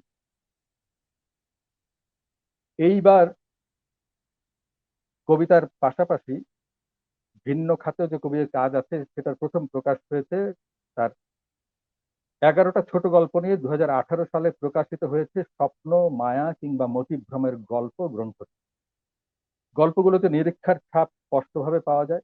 পড়ে মনে হয় অন্তর্গত কবিচক্ষু তার চারপাশে দৃশ্যমান অভিজ্ঞতার যেটুকু নির্যাস কবিতায় উচ্চারিত করে ওঠেনি, সেই সব অনুভূতি ও উপলব্ধির প্রকাশ ঘটেছে এই গল্পগুলো। আচ্ছা লুৎফুল, এর পরের বইটাও কিন্তু গদ্যের। লুৎফুল, এই হ্যাঁ, মুশতাকের গদ্য নিয়ে আমরা একটু পরে আলোচনা করব। তার আগে মুশতাক কিছু কবিতা অনুবাদ করেছিল, সেই হ্যাঁ। অনুবাদ কবিতা নিয়ে আমাদের সাথে কথা বলতে আসবে পারভেজ। হ্যাঁ, ধন্যবাদ। আমি মোস্তাক আহমেদের কবি মোস্তাক আহমেদের যে অনুবাদ কবিতাগুলো পড়েছি সেগুলো হলো আসলে মোস্টলি ফেসবুকে এবং ইয়েতে এই এমনি বিভিন্ন ওয়েব পেজে। তো আমি ওই কবিতাগুলো খুব আগ্রহ নিয়ে পড়েছি প্রথম দিকে পড়ে আমার কখনো মনেই হয় নাই যে এটা একটা অনুবাদ কবিতা, এটা অন্য কারো লেখা বা অন্য কোনো ভাষা থেকে। আমার কাছে এক ধরনের প্রাঞ্জলতা পেয়েছি যে মনে হয়েছে এটা অরিজিনাল কবিতা। তারপরে আমি যেটা করেছি যে তার কোনো কবিতার অরিজিনাল কবিতাটা বের করে দেখতে চেষ্টা করেছি যে আসলে এই ইয়েটা মানে এই এই এই ব্যাপারটা সে কিভাবে অ্যাচিভ করেছে। তো তার ইয়ে হিসাবে আমি একটা কবিতা আজকে বেছে নিয়েছি, এটা হলো ক্লেয়ার বেনানের একটা কবিতা। ক্লেয়ার বেনান আসলে মূলত কবি নন, তিনি একজন শিল্পী এবং তিনি তার শিল্প সংক্রান্ত কাজে দীর্ঘ সময় অ্যান্টার্কটিকায় কাটিয়েছেন। তো এবং অ্যান্টার্কটিকায় থাকাকালীন তিনি অ্যান্টার্কটিকা নিয়ে একটি কবিতা লিখেছেন। কবিতাটার নাম হলো অ্যাট হোম ইন অ্যান্টার্কটিকা। কবিতাটা এরকম, প্রথম স্টেঞ্জাটা আমি অরিজিনালটাই পড়ে শোনাই, তাহলে বোঝা যাবে যে মোস্তাক কতটা সৎ থাকতে চেয়েছে কবির এক্সপ্রেশনের সাথে। In this place silence has a voice wide ranging as the continent. Some says it's on the cusp of madness, the way it hums and mutters to itself in quietest tone. মূল কবিতার নাম at home in Antarctica, আর মোস্তাক যখন এটার নাম করেছে বাংলায় নাম দিয়েছে হলো অ্যান্টার্কটিকায় স্বাচ্ছন্দ্যে। তো কিছু পরিবর্তন আছে, কিন্তু মূল ভাবটা মানে আমরা যেটা বলি যে অনুবাদের সময় অনুবাদ কিন্তু কবিতার অনুবাদ হয় না, যেটা হয় rewrite, recomposed. A poet is to be recomposed by another poet. তো সেই ব্যাপারটা প্রথম স্ট্যাঞ্জায় ওই কথাটা সে এইভাবে বলেছে, এখানে নীরবতারও আছে নিজস্ব ভাষা, মহাদেশের মতো বিস্তৃত। কেউ বা বলে তার জায়গা উন্মাদনার চূড়ায়, কেননা নীরবে গুনগুন করে আর তোতলায় কখনো বা। এখানে বিশ্বের শেষ প্রান্ত না থাকা বা অজানার ভেতরে তার উপস্থিতি, দূরত্ব জুড়ে ধূলিকণা, আমাদের নিদ্রিত পৃথিবী তার পাতলা বরফের নীল মুখোশ পরা স্বপ্ন দেখছে। প্রিয়জনের মুখের শাড়িগুলো বড় বড় হয়ে দেখা দেয় এইখানে, হাসি মাখা প্রিয় মুখগুলোর স্মৃতি আর নিঃশ্বাসের শব্দ ভেসে আসে। এখানে নস্টালজিয়া পীড়িতকে ঘুরায় নীরবে ধীরে ধীরে, ঈষদুষ্ণ পানির মতো স্বচ্ছ হাতে। রাত্রিগুলো পলকা আর দীর্ঘ, বাতাসের ঘাড়ে তার ছায়া। সময় পেরিয়ে যায়, লক্ষণ রেখা থামে, সে আইসবার্গের বরফ হৃদয়ে গলিয়ে দিয়ে যায়। নিদ্রাও সহজ নয় এইখানে, যেখানে সারা রাত সূর্য শিহরে জেগে, আর নীরবতারও আছে নিজস্ব ভাষা। এই অনুবাদের মধ্যে সে সবগুলা স্টেঞ্জাই প্রায় একটা ছাড়া, শুধু থার্ড স্টেঞ্জা ছাড়া সব জায়গায় কিন্তু সে কবির প্রতি সৎ থাকতে চেয়েছে। কবি যা বলেছে, যেভাবে বলেছে সেভাবেই সে বর্ণনা করে গেছে। থার্ড স্টেঞ্জায় এসে সে একদম তার নিজস্বতা, কবির বক্তব্যটাকে সে আবার কমপ্লিটলি তার নিজের একটা ভাবে, মানে আমাদের জন্য যেটা বুঝতে সুবিধা হবে সেই রকম একটা অবয়বে সে প্রকাশ করেছে। তো এক ধরনের মিক্সড এক্সপেরিয়েন্স, মানে মূল কবিতার সাথে যখন মিলাই তখন মিক্সড এক্সপেরিয়েন্স হয়। সে সতও থাকতে চেয়েছে, পাশাপাশি আবার মানে যে কারণে আমার কবিতাটা পড়তে যেয়ে মৌলিকই মনে হয়েছিল, তার অনুবাদগুলা পড়তে গেলে কিন্তু আমার কাছে মৌলিকই মনে হয়, এটা যে অন্য কারো লেখা বা অন্য কোনো ভাষার সেটা মনে হয় না। এই ব্যাপারটা আমার কাছে মোস্তাকের অনুবাদ পড়ার সময় বিশেষত্ব আছে বলে মনে হয়। তো এই পর্যন্ত। Shakur, thank you. শোনা যাচ্ছে না, মিউট। হ্যাঁ, মুশতাক কবিতা লিখেছে, কবিতা অনুবাদও করেছে, আবার সে ধীরে ধীরে লুৎফুল যেমন শুরু করেছিল যে পদ্য থেকে গদ্যে চলে এসছে, এবং পরবর্তীতে আমাদের আলোচনার পরবর্তী অংশ তার গদ্য নিয়েই হবে। এই গদ্যের ট্রান্সমিশনের বিষয়টা সে কিভাবে বলেছে আজকে আমাদেরকে, এটা একটু শুনিয়ে নেই। কিছুটা স্থবিরতা আসে। তো বেশ কয়েক বছর কবিতার বদলে কিছু গল্প লিখি, এবং সেই গল্পগুলো 4-5টা গল্প প্রথম আলোতে ছাপা হয়। এর কয়েক বছর পরে আবার একটু বিরতি দিয়ে আমি কবিতার জগতে ফিরে আসি। নিয়মিত কবিতার বই প্রকাশিত হলো, একে একে 8টা কবিতার বই। তো 2021 সালে যখন বৈশ্বিক মহামারী দেখা দিল, তো আমার তখন মনে হলো যে এই মহামারীতে আমি চলে যেতে পারি, তো আমি কি রেখে যাচ্ছি? তখন আমি স্বনির্বাচিত কবিতা পদ্মাবধি নাম দিয়ে স্বনির্বাচিত কবিতা প্রকাশ করি। তবে যখন স্বনির্বাচিত কবিতাটা প্রকাশ পায় মার্চের বইমেলায়, তখন আর আমার সেই অমরত্বের ব্যাপারটা আর নাই। তখন আমি ভাবছিলাম যে আসলে আমার কবিতা লেখা মনে হয় আপাতত ইতি টানতে পারি। আমার আরও কিছু কাজ করার আছে। তাছাড়া গদ্যের প্রতি আমার একটা চোরা টান আগে থেকেই। লুৎফুল, হ্যাঁ লুৎফুল যদি এবার তার গদ্য সাহিত্যগুলো নিয়ে সংক্ষেপে আমাদেরকে একটু বলো। হ্যাঁ আমি আমি আসলে তো ধারাবাহিকভাবে বলে যাচ্ছিলাম, এরপরে তার একটা গদ্য আছে, তারপরে দুটা কবিতার বই আছে, ফের আবার পরে গদ্য এসছে। আহ, আমি যেটা বলছিলাম যে এরপরে দ্বিতীয় গদ্য গ্রন্থ যেটা 2020 সালে প্রকাশ হয়েছে, অক্ষরবন্দি জীবন, এখানে আর স্পষ্ট করে বললে আমরা বলতে পারি যে এটা এক রকমের স্মৃতি গদ্য। শৈশব থেকে বইপত্র, পড়ালেখা, এই দুয়ের বৃত্তে অক্ষরের আঙিনা ঘিরেই যে বসবাসের শুরু, সেই স্মৃতির টুকরোগুলো খণ্ডে খণ্ডে ছোট গদ্যাংশে তুলে এনেছেন মোশতাক এই বইতে। আত্মকথনের এই গদ্যগুলোর শুরু হচ্ছে শৈশবে, দীর্ঘ একটা অংশ ক্যাডেট কলেজের জীবনের কথা, এরপরে ক্রমশ সেটা জীবনের বাঁকে বাঁকে তার দেখা কবি, সাহিত্যিক কিংবা কর্মক্ষেত্রের আবহকে ঘিরে তার মস্তিষ্কে স্থিত হওয়া বিভিন্ন কথার গ্রন্থনা থেকে গদ্যগুলো তৈরি হয়েছে। প্রকাশনাটি বেশ প্রচ্ছন্ন এবং নিজের স্মৃতি সঞ্চয়ের মতনই সময়টাকে যত্নে ধরে রাখার মতন একটা স্পষ্ট ছাপ আছে বইটার মধ্যে। এই একই বছরে তার প্রকাশিত হয়েছে তার আরো দুটি গ্রন্থ, এই দুটি গ্রন্থই কবিতা। প্রথমটা হচ্ছে, এই কবিতা গ্রন্থ দুটোর প্রথমটা হচ্ছে ডুবোজাহাজের ডানা, এটা প্রকাশিত হয়েছিল ফেব্রুয়ারিতে।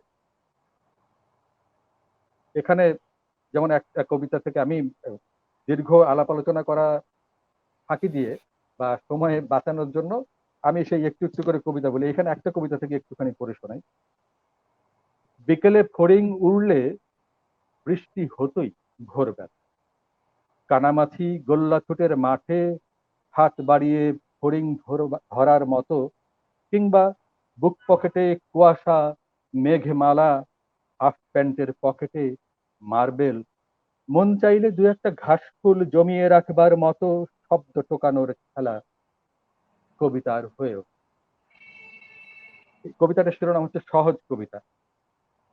এই একই বছরের সেপ্টেম্বরে প্রকাশিত হয় তার আরেকটা কাব্যগ্রন্থ, সেটা হচ্ছে অন্ধ ঝরকায় সখার শিফানি। এইখানে একটা কবিতা থেকে দুই তিনটা লাইন বলি। মহামারী থেমে গেলে কেউ কেউ আর আসবো না শহর জঙ্গম, শাহবাগে বাংলা মোটরে কারো কারো সাথে হয়তো শেষ দেখা চিহ্নিত হয়ে আছে দূরের ক্যালেন্ডার। এই একটু আগে কিন্তু মোশতাক নিজেই সেই সময়টার কথা উল্লেখ করেন। এই ভাবনাটা কিন্তু স্পষ্ট হয়ে উঠেছে এই কয়েকটা লাইন। বোঝা যাচ্ছে যে প্যান্ডেমিকের এই মহামারীর সময়টা কিন্তু তাকে ভাবিত করে। এই কবিতার বইতে আছে তার নিজের কথা, একটু আগে আমরা শুনলাম। এরপরে এই যে পারভেজ যেই বইটার কথা বলে গেল, মানে একজন কবির কিন্তু তার কাব্য ভাবনার প্রকাশ করার পাশাপাশি কিন্তু একজন নির্মাতা হিসেবে তার কিছু দায় কিন্তু আছে পাঠকের কাছে, সাহিত্যাঙ্গনের কাছে, সমাজের কাছে। সেই দায়ের একটা অংশ হচ্ছে কি, একজন কবি বা একজন লেখক তাকে কিন্তু যতটা লিখতে হয় তার চেয়ে অনেক বেশি পড়তে হয়। তিনি যা পড়ছেন অন্য সব পাঠক তার সবকিছু পড়ছে না, সেখান থেকে কিছু কিন্তু অন্য পাঠকের কাছে পৌঁছে দেওয়ার একটা দায় কবির বা লেখকের উপরে বর্তায়। সেইটা কিন্তু সব কবি বা লেখক সেই দায়কে মেনে নিয়ে সেই দায় পূরণের কাজটা কিন্তু করে ওঠেন না। মোশতাক করেছেন। মোশতাক খুব মানে সুচিন্তিত ভাবে, মানে 7 মহাদেশের নির্বাচিত কিছু কবিকে নিয়ে তাদের কবিতার অনুবাদ করেছেন। তার মধ্যে চেনা কবিও আছে, বিখ্যাত আছেন, অচেনা কবিও আছেন। নেশারও নির্মাণের কবি হয়ে ওঠার পাশাপাশি সচেতন সাহিত্যকর্মীর দায় মোচনের তাগিদও হয়তো কাজ করছিল ভিতরে ভিতরে, যেটা আমি বললাম। তার দায় মোচনের প্রয়াস সাধারণ পাঠকের কাছে নিজস্ব আঙিনা থেকে বিশ্ব কবিতার বৈঠকখানার চাবি তুলে দিয়েছেন সুন্দরভাবে। এই গ্রন্থটার শিরোনাম হচ্ছে যাই ভেসে দূর দেশ। এখানে একটা উপশিরোনাম ব্যবহার করেছেন, সকল মহাদেশের কবি। সেইখানে ভাগগুলো করেছেন এভাবে: লাতিন আমেরিকার কবিতা, ইউরোপীয় কবিতা, উত্তর আমেরিকার কবিতা, এশিয়ার কবিতা, আফ্রিকার কবিতা, অস্ট্রেলিয়ার কবিতা, অ্যান্টার্কটিকার কবিতা। এইসব বিভাগ বিভাজনের মোড়কে 44 জন কবিকে উনি তুলে এনেছেন অনুবাদে। বৈশ্বিক স্বাদ পাইয়ে দেওয়ার একটা অনবদ্য প্রয়াস। এই বইয়ের আঙ্গিকে আমি তাকে সংক্ষেপে এইটুকুন বললাম। এখন আমি তার কথায় যদি আমি আর দু একটা লাইন বলি, যেটা তার নিজের কথায় উঠে এসেছে, আমার এতক্ষণের কথায় কম বেশি এসেছে, স্পষ্ট হয়েছে তার বিভিন্ন বইয়ের, তার নিজের লেখা ভূমিকায়, যে জীবনানন্দ, শামসুর রহমান এই দুজন তার উপর প্রচন্ড প্রভাব রেখেছে। তাদের কবিতা বা কাব্য ভাবনা শুধুমাত্র নয়, কবিতা প্রসঙ্গে, কবিতা নির্মাণ নিয়ে তারা যে সমস্ত মতামত বিশ্লেষণ তুলে ধরেছেন বিভিন্ন সময়, কবিতাকে যে কিভাবে মেধ ছেঁটে কিভাবে সেটাকে সুন্দরভাবে তুলে আনা যায়, সেই ব্যাপারে স্পষ্ট চেষ্টা ছিল তার সমস্ত সময়। তার পাশাপাশি কবিতার সবচেয়ে বড় অলংকার বা বড় শক্তি হচ্ছে রূপক, উপমা। সেই উপমা রূপকের ক্ষেত্রেও কিন্তু তার একটা নিজস্ব শক্তি, এবং সেই শক্তিটাকে তার প্রকাশ করার চেষ্টা তার সবসময় বিদ্যমান ছিল। এইটুকুর পাশাপাশি আরেকটা বিষয় আছে, আমি যেটা বললাম যে প্রকৃত কবি কবিতার ভিতর বসবাস করেন, তিনি নিজেকে পোড়ান। এই পোড়ানোর ক্ষেত্রে যিনি যত বেশি অগ্রণী, তার কাছে তত বেশি ভালোবাসার আরেকজন কবি আছেন, সেই কবির নাম আবুল হাসান। কবিতাকে যারা ভালোবাসেন, সেই সমস্ত পাঠক এবং সমস্ত কবি এই কথা এক বাক্যে স্বীকার করবেন, আবুল হাসানের মতন দগ্ধ আর কারো কবিতা মনে হয় কোনো পাঠককে করেন। পাঠককে যদি করে থাকে, কবিকে তাহলে কত বেশি মাত্রায় করেছে, সেইটারই একটা বহিঃপ্রকাশ হচ্ছে তার অন্য যেই গ্রন্থটা, যেটা নিয়ে আজকে আসলে আমাদের মুখ্য আলোচনা। সেটা নিয়ে আরো অনেক কথা হবে, ঝিনুক নীরবে সহ। ঝিনুক নীরবে সহ নিয়ে আমাদের আলোচনার সূচনাতে আমরা আবুল হাসানের একজন রুমমেট, সেই সময়ে যিনি তার সাথে থাকতেন, আবুল হাসান, নির্মলেন্দু গুণ এবং মামুনুর রশিদ, তিনজন মিলে একটি চৌকি শেয়ার করতেন, পলিটেকনিক্যালের একটা হোস্টেল, যেটা এই উপন্যাসের মধ্যেও আছে। সেই চরিত্র মামুনুর রশিদ কিছু কথা বলেছিলেন। আগে তার কথা শুনি, তারপর আমরা মুশতাকের কথাই শুনবো।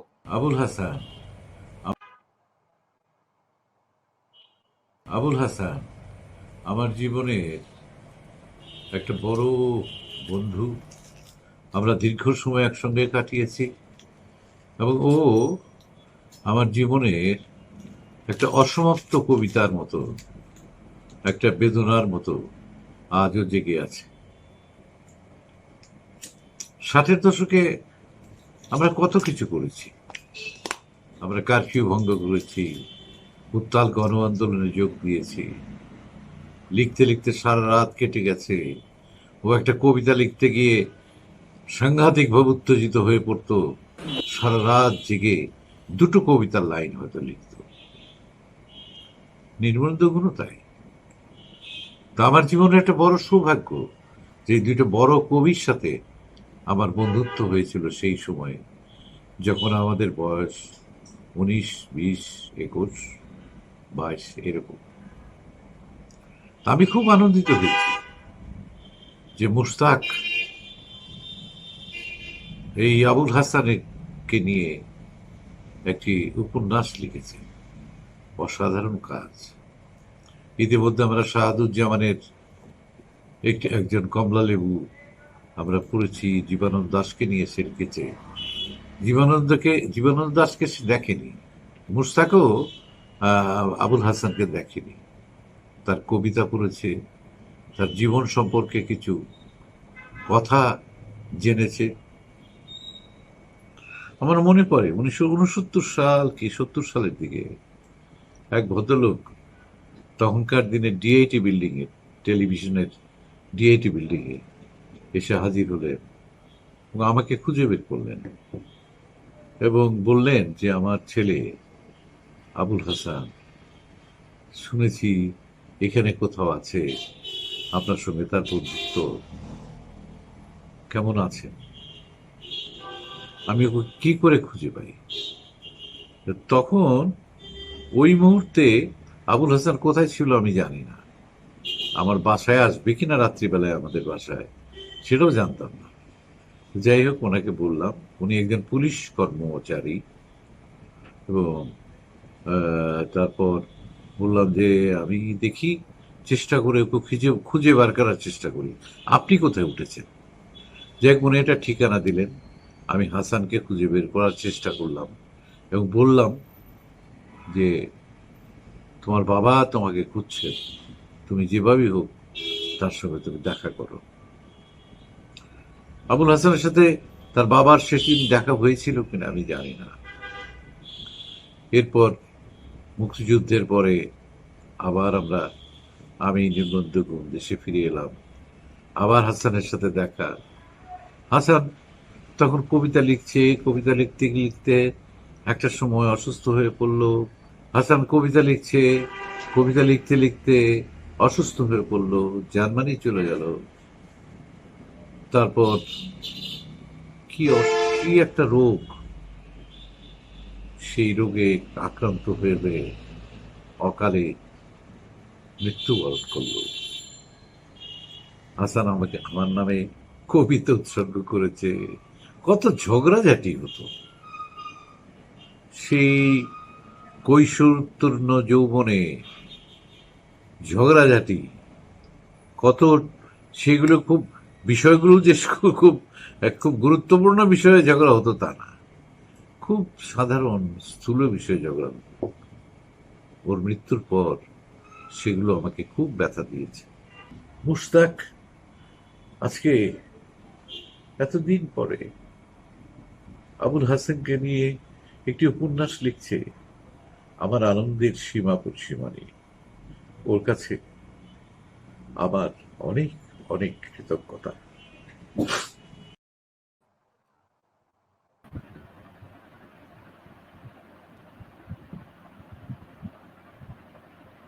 না, যদিও এটা একটা বড় মাপের একটা কাজ, বড় আকারের কাজ।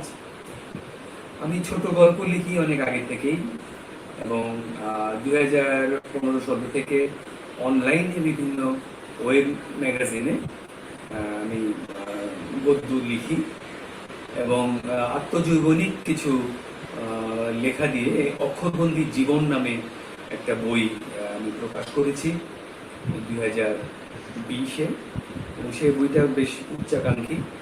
এবং আগেই বলেছেন কিছু ছোট গল্পও লিখেছিলাম, 11টা ছোট গল্প দিয়ে একটা গল্পের বইও আমি করেছি, এবং ছোট ছোট 3টা প্রবন্ধ দিয়ে একটা ছোট বইও আছে। তো ঝিনুক নিরূপণ আসলে আবুল হাসানের প্রতি আমার একটা টান, সেটা অনেক আগে থেকে। বিশেষ করে যখন নসাসের সদস্য হলাম সেই 83 সালে, তখন নসাসে যেতে যেতে বাংলা বাজারে আবুল হাসানের কবিতার বইগুলো এক এক করে পেলাম, তার গল্পের বই, কাব্যনাট্যের বই। আবুল হাসানের অগ্রন্থিত কবিতা আমাকে সবচেয়ে বেশি নাড়া দেয়। এবং মেডিকেল কলেজ যাওয়ার পর আবুল হাসানকে নিয়ে প্রথম একটা প্রবন্ধ লিখি, তার জন্মদিনে পাঠ করি। এরপর আবুল হাসানের সম্পর্কে আরেকটু জানি, তার বাংলা একাডেমি প্রকাশিত তার জীবনী পড়ে। এরপর আমি যখন কক্সবাজারে 2011 থেকে 12 শেষ থেকে 2 বছর প্রায়, তখন আমি আবুল হাসান গ্রুপ নামে একটা ফেসবুক গ্রুপে আবুল হাসানের যাবতীয় তার সম্পর্কে তথ্য, প্রবন্ধ, সেগুলো যেগুলা সফট কপি আছে সেগুলো সব এক জায়গায় জড়ো করতে থাকি। এভাবে গত 10 বছর ধরে আমি আবুল হাসানের নিয়ে কাজ করি। এবং গত বছর জুন মাসে আমি আবুল হাসানের এই ডকুমেন্টারিটি লিখতে শুরু করে শুরুতে তরতর করে লিখি, কিন্তু ডিসেম্বর মাসে এসে দেখি যে আমি যে ব্যাপারটা নিয়ে খুব আমার মনে দাগ কেটেছিল, যে আবুল হাসান যখন অনেক আশা নিয়ে পূর্ব বার্লিনের চ্যারিটি হাসপাতালে গিয়েছিলেন চিকিৎসার জন্য, সেখান থেকে যখন তাকে শূন্য হাতে ফিরতে হয়, সে ঢাকার ফ্লাইটে তার যে মনের অবস্থাটা, সেটা দিয়েই আমি আমার লেখাটা স্টার্ট করি। তো যখন দেখলাম যে সেই বার্লিন নিয়ে আমি তেমন কোনো তথ্য পাচ্ছি না, ইমেইল করেও পাচ্ছি না, তখন সাহায্যের জন্য এগিয়ে এলেন সাজ্জাদ শরীফ ভাই, ওয়াকিলুর রহমান ভাই, শাহাদুজ্জামান ভাই, এবং আমি আবুল হাসানের যিনি একজন বন্ধু ছিলেন সেই চ্যারিটি হাসপাতালে, তার বন্ধুত্ব হয় একজন আর্টিস্ট রেইনহার্ড হেবিকে। সেই হেবিকে তখন অনেক অসুখে জরাজীর্ণ গত ডিসেম্বর মাসে। তো হেবিকের ফেসবুক পেজ এবং তার ফেসবুক অ্যাকাউন্ট ঘেটে আমি কবি স্টিফেন মার্সেনিয়াক নামে একজনকে পাই। তিনি আমাকে যথেষ্ট সহযোগিতা করেন এবং আমি লেখাটি শেষ করতে পারি।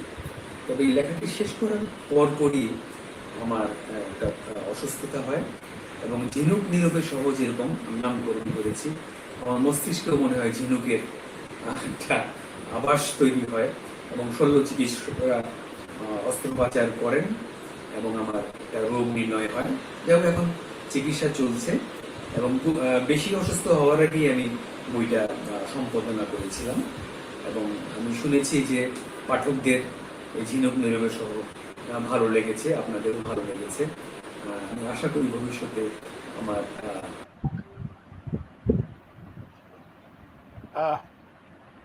আলম খুরশেদ ভাই, আমরা মুশতাকের কাছ থেকে তার এই বইটি লেখার এবং নির্মাণের গল্প শুনলাম। আপনি নিশ্চয়ই এর মধ্যে বইটি পড়ে ফেলতে পেরেছেন বা কিছুটা অংশ আপনি পড়েছেন? না, পড়া হয়েছে, পুরোটাই পড়া হয়েছে। ওকে, আপনার কাছ থেকে এই বইটার গল্প শুনবো। আপনার সাথে আমাদের বন্ধু ইকরাম কবির, সেও বইটা পড়া শেষ করে ফেলেছে। আপনাদের দুজনের কাছ থেকে এই বইটা সম্পর্কে আমরা আজকে আলোচনা শুনব। অনেক ধন্যবাদ। আলোচনা শুনলে একটু ভয় লাগে, আমি আমার অনুভূতি ব্যক্ত করব। তবে শুরুতেই আমি শাকুরের কাছে আমার অসীম কৃতজ্ঞতা প্রকাশ করতে চাচ্ছি, কারণ শাকুর মজিদ যদি আমাকে এই দায়িত্বটা না দিত, মানে এই অনুষ্ঠানের সঙ্গে এভাবে সম্পৃক্ত না করতো এই বইটার সূত্রে, তাহলে একটা অসাধারণ অভিজ্ঞতা থেকে আমি বঞ্চিত হতাম।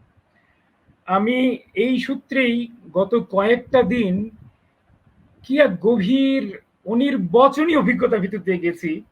আনন্দ, বিষাদ, বিস্ময়ের মাখামাখি একটা অনুভূতি, সেটা ঠিক প্রকাশ করা সম্ভব নয়। এবং অনেক দিন পরে মনে হলো যে একটা বইকে আমি যাপন করলাম। একসময় যৌবনে তো প্রচুর বই পড়তাম, বইয়ের মধ্যেই ডুবে থাকতাম এবং সেটা এক ধরনের ঘোরের মতো, জ্বরের মতো একটা ব্যাপার থাকতো আর কি। বহুদিন সেই অভিজ্ঞতাটা হয়নি, বহুদিন। কিন্তু আমাকে যখন প্রথম শাকুর মজিদ বললো যে আপনার হাতে মাত্র 2-3 দিন সময় আছে, এর মধ্যে বইটা পড়তে হবে, পড়ে আলোচনা করতে হবে, আমি একটু ভয় পেয়েছিলাম। কারণ আজকাল বয়স হয়েছে, এখন আর সেইভাবে টানা পড়তে পারে না। সত্যি বলছি, অনেক দিনই কিন্তু আমি খুব টানা কোনো বই পড়া শেষ করি না। কিন্তু শাকুর বইটা তার পরদিনই পাঠিয়ে দিল কুরিয়ার মাধ্যমে এবং বইটার আকার দেখে আমি আরো ভড়কে গেলাম। বেশ বড় মাপের রয়্যাল সাইজের 300 পৃষ্ঠার একটা বই। তবু আমি সাহস করে শুরু করলাম দুটো কারণে। একটা তো অবশ্যই মোশতাক আহমদের প্রতি আমার এক বিশেষ দুর্বলতা, বিশেষ এক অনুরাগ কাজ করছিল। আমি বইটা সম্পর্কে জেনেছি, এর আগেও যে দীর্ঘদিন ধরে যে সে আবুল হাসানকে নিয়ে গবেষণা করছে সেটা আমি অনুসরণ করতাম, তাকে আমি ফেসবুকে দেখতাম এবং বিস্মিত হতাম যে এই প্রজন্মের একটি ছেলে, তার তো আবুল হাসানের প্রতি অতটা আগ্রহী হওয়ার কথা না যতটা আগ্রহী আমরা ছিলাম, সত্যি ছিলাম। এবং সেই কথাটা আমি একটু হলে অনুমতি নিয়ে শাকুরের আপনাদের সঙ্গে ভাগ করে নিতে চাই। সেটা হচ্ছে আমি যেটুকু আপনাকে ধরিয়ে দিতে পারি যে আমাদের ক্যাডেট কলেজ লাইব্রেরিতে রাজা যায় রাজা আসে নামে যে কবিতার বইটা ছিল, তার বাইন্ডিং 2-3 বার বদলাতে হতো, কারণ এটা খুব বেশি ইস্যু হতো এবং খুব মানে যে বইগুলো সবচেয়ে ভালো চলতো তার মধ্যে ছিল যে যেগুলোর বাধাই ভালো থাকতো না, বাধাই খসে পড়া। তো বাধাই খসে পড়া বইটা আমরা কলেজ লাইব্রেরিতে দেখেছিলাম। আমাদের আগে নিশ্চয়ই আপনি বইটা দেখেছেন। নিশ্চয়ই, হ্যাঁ। এবং এটা বিস্ময়কর, এবং এখন আমি বুঝতে পারি কেন ক্যাডেটদের মধ্যে এই বইটা এত জনপ্রিয় হয়েছিল, এই বইগুলো এবং এই কবি এতটা জনপ্রিয় হয়েছিল, কারণ ক্যাডেটদের ভিতরের কোনো একটা তন্ত্রীতে কিন্তু তিনি স্পর্শ করতে পারছিলেন। সেই এক ধরনের বন্দিত্ব, এক ধরনের বিচ্ছিন্নতা, এক ধরনের অন্তর্লীন বিষাদ, হাহাকার, প্রকাশের আবেগ, সবগুলোই কিন্তু আমরা তার মধ্যেও পাই। তো আমি যেটা ছোট্ট করে বলতে চাইছি সেটা হচ্ছে আমরা তো অবশ্যই অন্তত 75 থেকে তার মৃত্যুর পর থেকে আমরা সবাই তার প্রতি খুব আকৃষ্ট হয়ে ক্যাডেট কলেজে। আমি বা আমার কয়েকজন বন্ধু এতটাই যে আমাদের তখন কিন্তু একটি ক্লাব কর্মকাণ্ড করতে হতো, সাপ্তাহিক ক্লাব কর্মকাণ্ড। আমাদেরকে আমরা একটা ক্লাব করতে বলা হলো, আমরা তখন কবিতার ক্লাব করেছিলাম, পোয়েট্রি খুরশেদ ভাই, সোসাইটি। আপনি একটু আপনার সালটা একটু উল্লেখ করবেন, আপনি কোন সময়টায় আমি বলছি আপনি তো ক্যাডেট 75 এর পরে 76 হুম, 75 সালে উনি হ্যাঁ, মারা গেলেন, তো তারপর জি পরই আর জি কি। হ্যাঁ, তারপর 76 আমরা ম্যাট্রিক পরীক্ষা দিলাম, দিয়ে ফিরে আসলাম কলেজে সেপ্টেম্বর নাগাদ। তা তখন আমরা জানি তার সামনেই আর 2 মাস বাদেই তার প্রথম মৃত্যুবার্ষিকী, আমরা সেটাও অনুসরণ করতাম রীতিমতো, আমি তার দিন গুনতাম। এবং আমরা ঠিক করলাম যে পোয়েট্রি সোসাইটি থেকে তার প্রথম মৃত্যুবার্ষিকী উপলক্ষে আমরা একটা পত্রিকা প্রকাশ করব।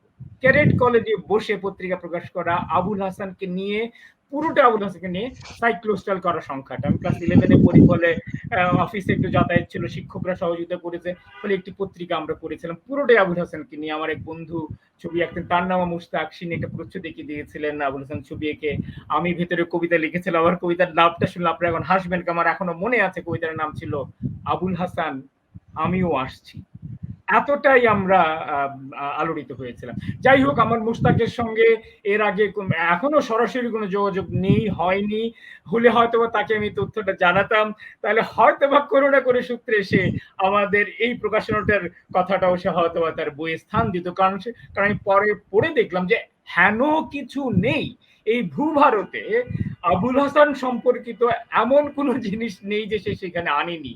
এটা মানে এটা অপার বিস্ময়ের বিষয় আমার কাছে। এখন শুনে আমি বুঝলাম সে 10 বছর ধরে এই রাজনীতি লেগেছিল। ফলে প্রথমে এই ধন্যবাদটা জানালাম, যেটা অসাধারণ বই পড়লাম মুস্তাকের সূত্রে, শাকুরের সূত্রে, এবং তার ভিতর দিয়ে আমরা আমাদের যৌবনের প্রিয়তম কবির সঙ্গে যে আমাদের স্মৃতি, আমাদের যুক্ততা, সেটাকে একটা উদযাপন করলাম। এবং একটা বাংলা সাহিত্যেরই একটা প্রায় নতুন একটা উদ্ভাবন বা একটা উৎসবের যেন একটা আমেজ পেলাম বইটা পড়ে আর কি। তো আমি সেটা সংক্ষেপে বলবো, কারণ খুব বেশি সময় নেই। আমি জাস্ট তার ভালো দিকগুলো, কিছু কিছু সমালোচনা, কিছু সীমাবদ্ধতা সব বইয়েরই আছে, এই বইটির আছে, সেটা আমি পরে বলবো। কিন্তু শুরুতে আমি যেটা বলতে চাই যে এই গবেষণাটি আর কি, এই গবেষণার ধাপটা কিন্তু বাঙালির নেই। বাঙালি কিছুই গুছিয়ে রাখে না, বাঙালি সব হারিয়ে ফেলে, এলোপাথারি, খুবই শিথিল। কিন্তু মুস্তাক কবির নিষ্ঠায়, কবির নিয়মানুবর্তিতায় আবুল হাসান সংক্রান্ত সমস্ত কিছু জড়ো করেছে। এবং সে বলেছে যে এক জায়গায় যে আমি আসলে এটাকে নির্ঘণ্ট কণ্টকিত করতে চাইনি, কিন্তু আমার মনে হয়েছে বইটা শেষ করে যে এটার একটা নির্ঘণ্ট থাকা উচিত ছিল। কারণ নির্ঘণ্ট থাকলে একজন পাঠক প্রথম দৃষ্টিতে দেখতে পেত যে কতগুলো চরিত্র, আমরা মহাভারতের কথা শুনি যে হাজার হাজার চরিত্র, এই বইটিতে কতগুলো চরিত্র কতভাবে এসেছে সেটা যদি নির্ঘণ্টতে থাকতো, এক লহমায় এক দৃষ্টিতে একজন পাঠক দেখতে পারতেন না এবং তাকে নিয়ে ওই পৃষ্ঠায় গিয়ে তার সম্পর্কে পড়তে পারতেন। ফলে নির্ঘণ্টটা থাকা উচিত ছিল। যাই হোক, সেটা বড় কথা না, বড় কথা হচ্ছে এই গভীর গবেষণার যে দৃষ্টান্ত সে স্থাপন করলো আর কি, এটা অনুকরণীয় হয়ে থাকা উচিত আমাদের সবার কাছে, বিশেষ করে আমাদের বাঙালির বৌদ্ধিক মহলে, যেখানে এটার বড় ঘাটতি রয়েছে আর কি। অসংখ্য চরিত্র, এবং সেই কাজটি করেছে যেটা আরেকটা বিশ্ববার দ্রুততম সময়ের মধ্যে। আমার মনে হয় মাস 6 বোধহয় সে লাগিয়েছে বইটা লিখতে, এবং কোন পর্যায়ে অত্যন্ত অত্যন্ত অসুস্থ অবস্থায়, যেখানে তার জীবন নিয়ে শঙ্কা দেখা দিচ্ছিল, সেইখানে একটা শারীরিক পরিশ্রম তো রয়েছে, সেখানে একটা মানসিক উৎকণ্ঠাকে জয় করে এরকম একটা জটিল কাহিনী পরম্পরাকে গুছিয়ে তোলা, এবং সবশেষে অদ্ভুত সুন্দরভাবে গল্প বলার মতো করে যে বলে যাওয়া, এটা কিন্তু একজন পাকা কথা সাহিত্যিকের কর্ম নয়। কিন্তু মুস্তাক তো সেই অর্থে কোনো অভিজ্ঞ কথা সাহিত্যিকই নয়, সে কিছু গল্প লিখেছে, কিছু গদ্য লিখেছে, কিন্তু কথা সাহিত্যের জন্য দীর্ঘ চর্চার প্রয়োজন পড়ে। কিন্তু এই উপন্যাসে সে তার প্রথম কাজেই যেটুকু সে করে দেখিয়েছে, আমি সত্যি অভিভূত। এখানে আরো একটা জিনিস আমার জন্য খুব বড় প্রাপ্তিযোগ হয়েছে, সেটা হচ্ছে যে এটা তো শুধু একজন কবি জীবনের কথা নেই, এটার ভেতর দিয়ে বাংলাদেশ, বিশেষ করে যুদ্ধোত্তর বাংলাদেশের 71-এর পর থেকে 75 পর্যন্ত যে একটি পর্ব, 75 পর্যন্ত, সেই পর্বটির কথা কিন্তু আমরা অনেকে জানি না, কিন্তু আমার ব্যক্তিগতভাবে প্রচুর কৌতূহল ছিল, কারণ তখন যে পরিমাণ ভাঙচুর রূপান্তর ঘটেছে আমাদের সমাজের, আমাদের সংস্কৃতি, আমাদের অর্থনীতি, আমাদের রাজনৈতিক, যে পরিমাণ রক্তপাত ঘটেছে, অন্তর্ঘাত ঘটেছে, এবং তার কিন্তু সঠিক বয়ান কোথাও পাইনি। অতি সম্প্রতি আমি দেখেছি যে মহিউদ্দিন আহমেদ, একজন গবেষক, তিনি শুরু করেছেন, তিনি সিরাজ শিকদারকে নিয়ে লিখছেন, জাসদকে নিয়ে লিখছেন, রক্ষী বাহিনী করে লিখছেন। এগুলো কিন্তু ওই সময় প্রধানতম প্রপঞ্চ, এগুলোকে না বুঝলে সময়টাকে বোঝা যাবে না। আমি বিস্ময়ের সঙ্গে লক্ষ্য করলাম একজন চিকিৎসক, একজন কবি, একজন অনুবাদক ঠিক ঠিক ওই জায়গাগুলোকে তুলে নিয়ে এসছেন, এবং নিখুঁত ভাবে এমন অসংখ্য ঘটনা বর্ণনা এখানে আছে যা আমার মনে হয় না আর কেউ কখনো জেনেছে, অন্তত বইয়ের মাধ্যমে। সে জানতে পেরেছে কি, সে কারণ সে প্রচুর চিঠি, ডায়েরি, প্রতিবেদন, সাক্ষাৎকার, ব্যক্তিগত আলাপচারিতা সব ব্যবহার করেছে। ফলে এটা আমার জন্য একটা বড় পাওনা হলো, যে যুদ্ধোত্তর বাংলাদেশেরও একটা চমৎকার একটা কথ্য ইতিহাস আমি পেলাম এই বইটার মাধ্যমে। আর গল্প বলার দক্ষতার কথা বলেছি। আরো একটি জিনিস, কাব্যবোধ, সঠিক কাব্যবোধ এবং গভীর কাব্য অন্বেষা না থাকলে কারো পক্ষে আবুল হাসানের মতো একজন জটিল কবি চরিত্রের মানুষের জীবন এবং কর্ম নিয়ে এই ধরনের কাজ করা সম্ভব নয়।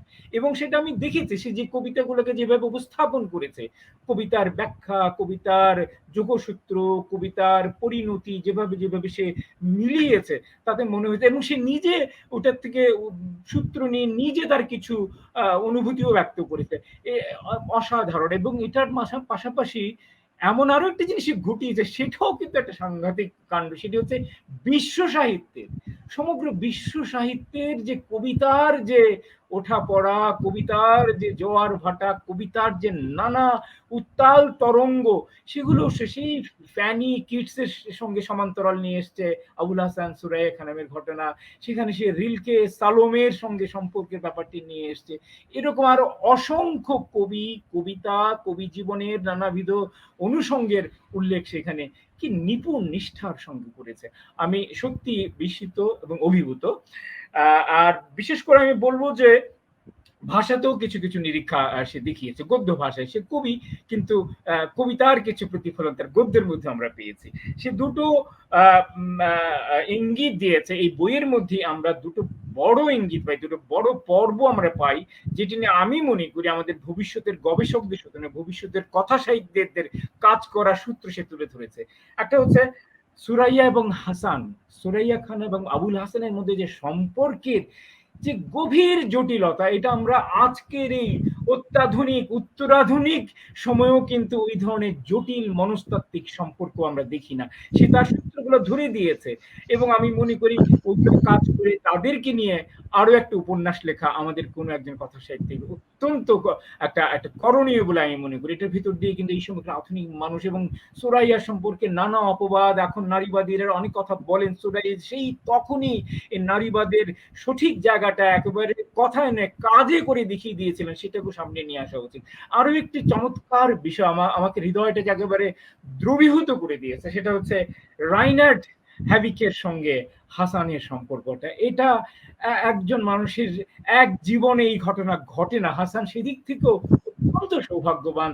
তিনি তখন এই প্রথম বাংলাদেশের প্রথম লেখক সাহিত্যিক যিনি চিকিৎসার জন্য জার্মানি গেলেন, বিদেশে গেলেন বঙ্গবন্ধুর উদারতায়, বা তখন আমাদের সমাজতান্ত্রিক জার্মানির সঙ্গে এক ধরনের চুক্তি ছিল বলে আর কি, এখনো অনেকে সেটা পারেন। হাসানের সেই সৌভাগ্য হয়েছিল, এবং গিয়ে তিনি এমন একজন মানুষকে পেলেন, হাসানের মতোই একজন বড় মাপের একজন শিল্পীকে পেলেন, ভালোবাসায় ভরা, মনে হচ্ছে না রাইনহার্ডের গোটা শরীরটাই, গোটা হৃদয়টাই জন্য ভালোবাসায় ভরা। এবং তা কি আমাদের বাংলার একজন কবির জন্য, একজন তরুণ অসুস্থ কবির জন্য সে কি না করেছে।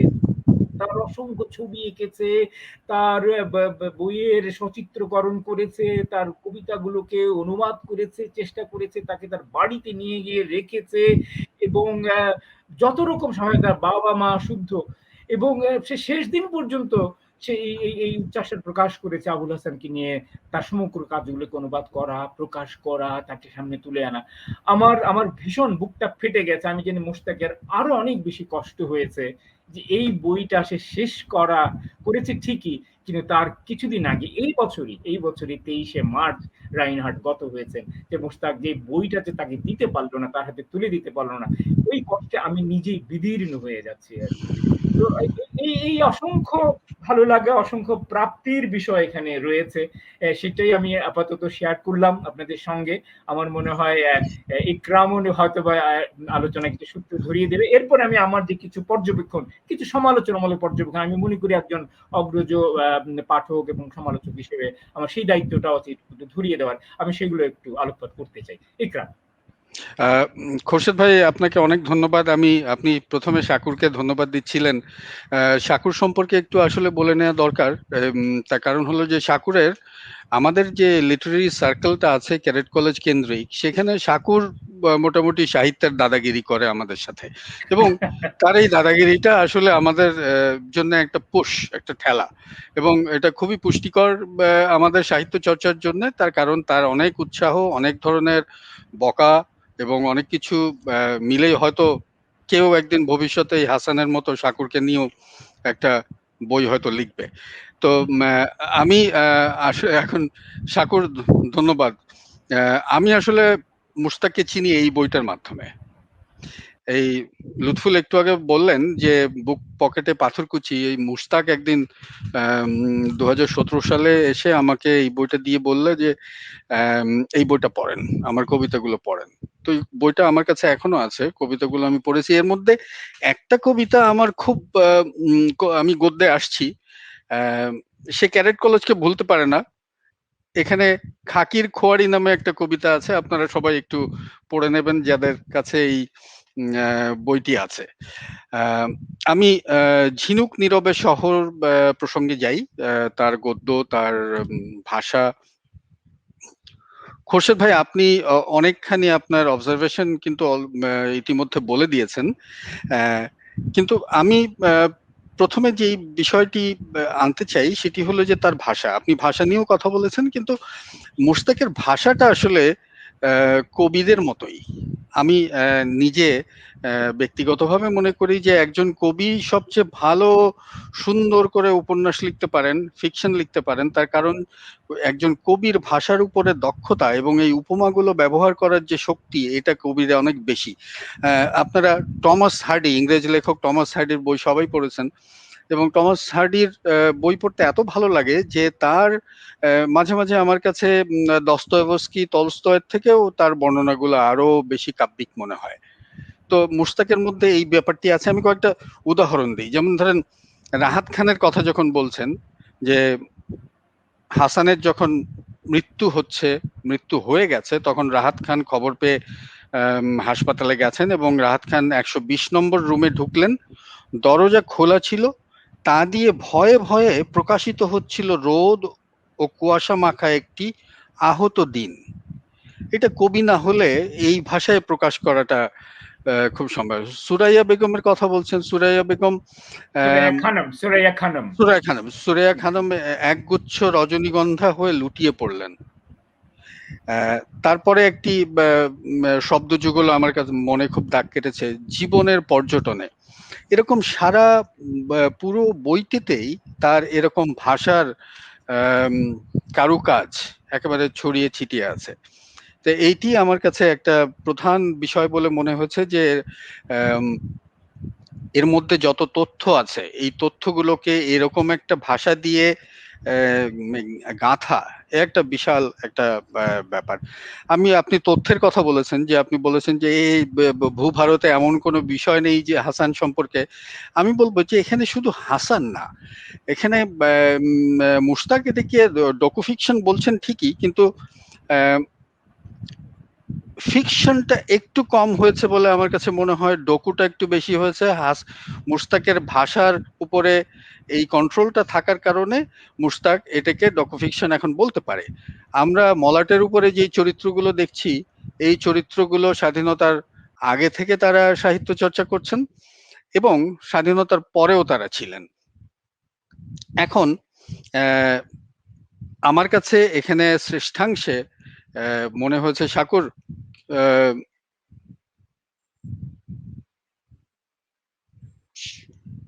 আমার কাছে শ্রেষ্ঠাংশে এখানে আবুল হাসানকে মুশতাক নির্বাচন করলেও পুরো বইটা পড়ার পরে আমার কাছে শ্রেষ্ঠাংশে দুটো জিনিস মনে হয়েছে। একটি হলো কবিতা, আরেকটি হলো সময়টা। এই মলাটের উপরে যতগুলো কবির চেহারা দেয়া আছে, এছাড়া ভেতরে যত তথ্য দেওয়া আছে কবিদেরকে নিয়ে, সাহিত্য নিয়ে, ইতিহাস নিয়ে, ওই সময়টা এখানে একটা প্রধান চরিত্র। শুধু হাসানকে আমার মনে হয়নি। হাসান একজন মাত্র একজন প্লেয়ার, একজন অ্যাক্টর আমার মনে হয়েছে, এবং এটা একটা বড় কাজ হয়েছে আমাদের। ইকরাম, হ্যাঁ হ্যাঁ, আমি এই জায়গাটাতে একটু যোগ করতে চাই।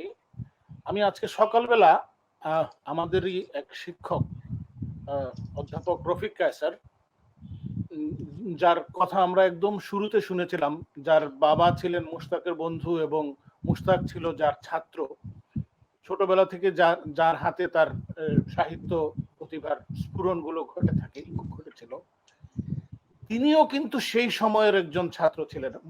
এবং আবুল হাসান, নির্মলেন্দু গুণ, মামুনুর রশিদ, তারা যে সময়টা পার করেছেন একসাথে, একই সময়ে বিশ্ববিদ্যালয়ের ছাত্র হিসাবেও পড়াশোনা করেছিলেন অধ্যাপক রফিক কায়সার। তাকে আমি প্রশ্ন করেছিলাম আজকে যে আপনার যে সময়টার কথা এখানে উপন্যাসে আছে, আপনি এটা কিভাবে দেখেছেন, এবং এই উপন্যাসে আসলে এটা কি উপন্যাস হয়েছে নাকি ডকু ফিকশন হয়েছে, নাকি এটা ফিকশন হিসাবেই আছে, নাকি এটা উপন্যাস হওয়ার সম্ভাবনা ছিল। এ ব্যাপারে উনি যা বলেছিলেন আমি একটু দেখিয়ে তারপর আবার তোমার আলোচনায় আসছি। ঝিনুক নীরবে সহ এই ডকু ফিকশনে সে মূলত যে সময়ের কথা বলেছে, আপনি এই সময়ের একজন চরিত্র। এই সময়টাকে আপনি এই ডকু ফিকশনে কিভাবে পেয়েছেন?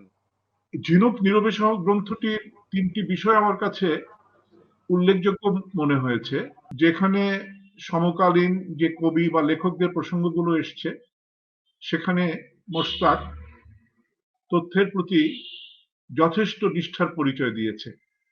এখানে তথ্য বিচ্যুতি অন্তত আমার চোখে পড়েনি।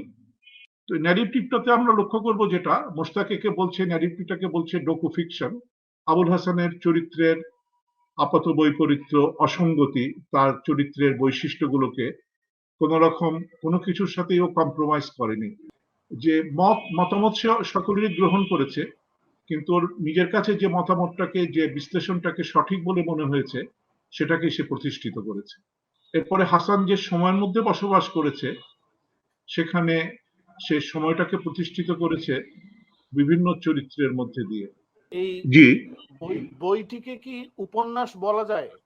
এটাকে ঠিক ডকু ফিকশনও বলা যাবে না, এটাকে ঠিক লিটারেরি বায়োগ্রাফিও বলা যাবে না। যেমন হাসানের মাতৃভক্তি বা ওর ছোট বোনের প্রতি যে মমত্ব বোধ, এটাকে ঠিক মধ্যে আনা যায় না। এটা হচ্ছে মানুষের একটা অনুভূতিটাকে মোশতাক মনের মাধুরী দিয়ে মিশিয়েছে। এখানে মোশতাক সৃষ্টিশীল হয়ে যাচ্ছে, এবং একটা মানুষ সৃষ্টিশীল হলেই তো সেটা হয় কবিতা, না হলে গল্পতে রূপান্তরিত হয়। সে তথ্যকে রূপান্তর করে, এই অর্থে তো এটা একটা উপন্যাস বটেই।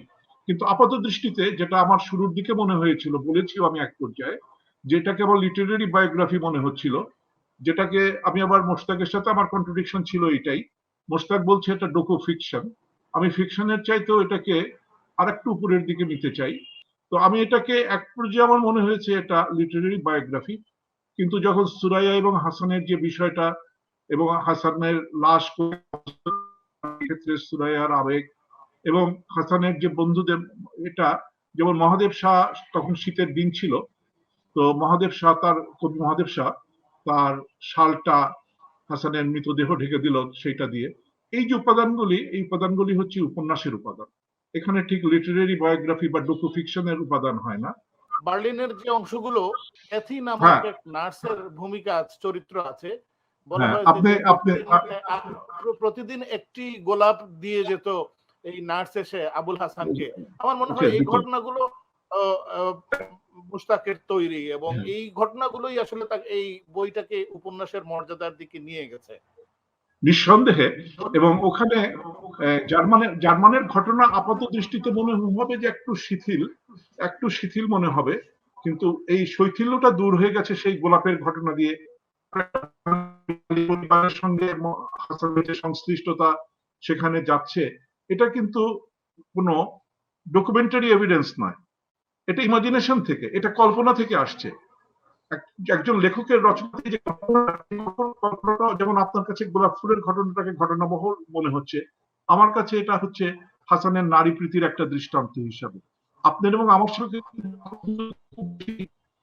লেখক বড় হয়ে ওঠেন, অর্থাৎ আপনার একটা দৃষ্টি তৈরি করে দিচ্ছে, আমার একটা দৃষ্টি তৈরি করে দিচ্ছে। তখন কিন্তু এটাকে আমরা ডকু ফিকশন বলবো না, তখন এটাকে লিটারারি বায়োগ্রাফি বলবো না, এটাকে বলবো একটা ক্রিয়েটিভিটি। আমি আপনাকে বোঝাতে পারলাম বিষয়টা? তো এখানে এটা উপন্যাসের উপকরণের মধ্যে দিয়ে এটা ঢুকে পড়ছে আর কি, এবং এটা একটা সৃষ্টিশীল সত্তার একটা বৈভব বলে আমার কাছে মনে হয়েছে অন্তত। রফিক কায়সার স্যার খুব সুন্দর করে আমাদের সবাইকে বুঝিয়ে দিলেন যে মুশতাকের এই বইটা সম্পর্কে তিনি কি মনে করেন, এবং আমি তার সাথে প্রায় পুরোপুরি একমত। খোরশেদ ভাই একটু পরে হয়তো বলবেন, তবে আমি শেষ করব। আমি সম্পর্ক এই বইটিতে কবিদের মধ্যে এবং সাহিত্যিকদের মধ্যে যে সম্পর্কটা আমি লক্ষ্য করেছি তখন, এবং স্বাধীনতার আগে এবং স্বাধীনতার পরে, এই সম্পর্কটা আমরা কেন যেন এই ইদানিং কালে যেসব কবি সাহিত্যিকরা আছেন তাদের মধ্যে কেন যেন এটা একটু মিস করি। এইটার কারণেই বোধহয় ওই সম্পর্কের বিষয়টি সবচেয়ে আমার কাছে বেশ গুরুত্বপূর্ণ মনে হয়েছে, যে একজন আরেকজনকে কিভাবে উদ্দীপনা দিচ্ছেন সাহিত্য চর্চা করতে। তখন আমাদের স্বাধীনতার আগে উত্তাল সময়, রফিক কায়সার স্যার, আমাদের রফিক নওশাদ স্যার সবাই তখন ছিলেন, এটা আহমদ সাফার বইতে আছে তারা কি করেছেন, এবং মুশতাকের এখানে ইতিহাসের প্রতি সে অত্যন্ত অনুগত থেকেছে, এটিও খুব আমার কাছে ভালো লেগেছে। আর একটি বিষয় আমি একটু বলে শেষ করতে চাই, সেটি হলো যে দুটো চ্যাপ্টার আমি পরপর সাজানো দেখেছি। একটি চ্যাপ্টারের নাম হলো দক্ষিণে দারুণ যুদ্ধ, পেরেকে বিদ্ধ হচ্ছে নর নারী, আগুন আগুন। এটি একটি বেশ মোটা একটা অধ্যায়।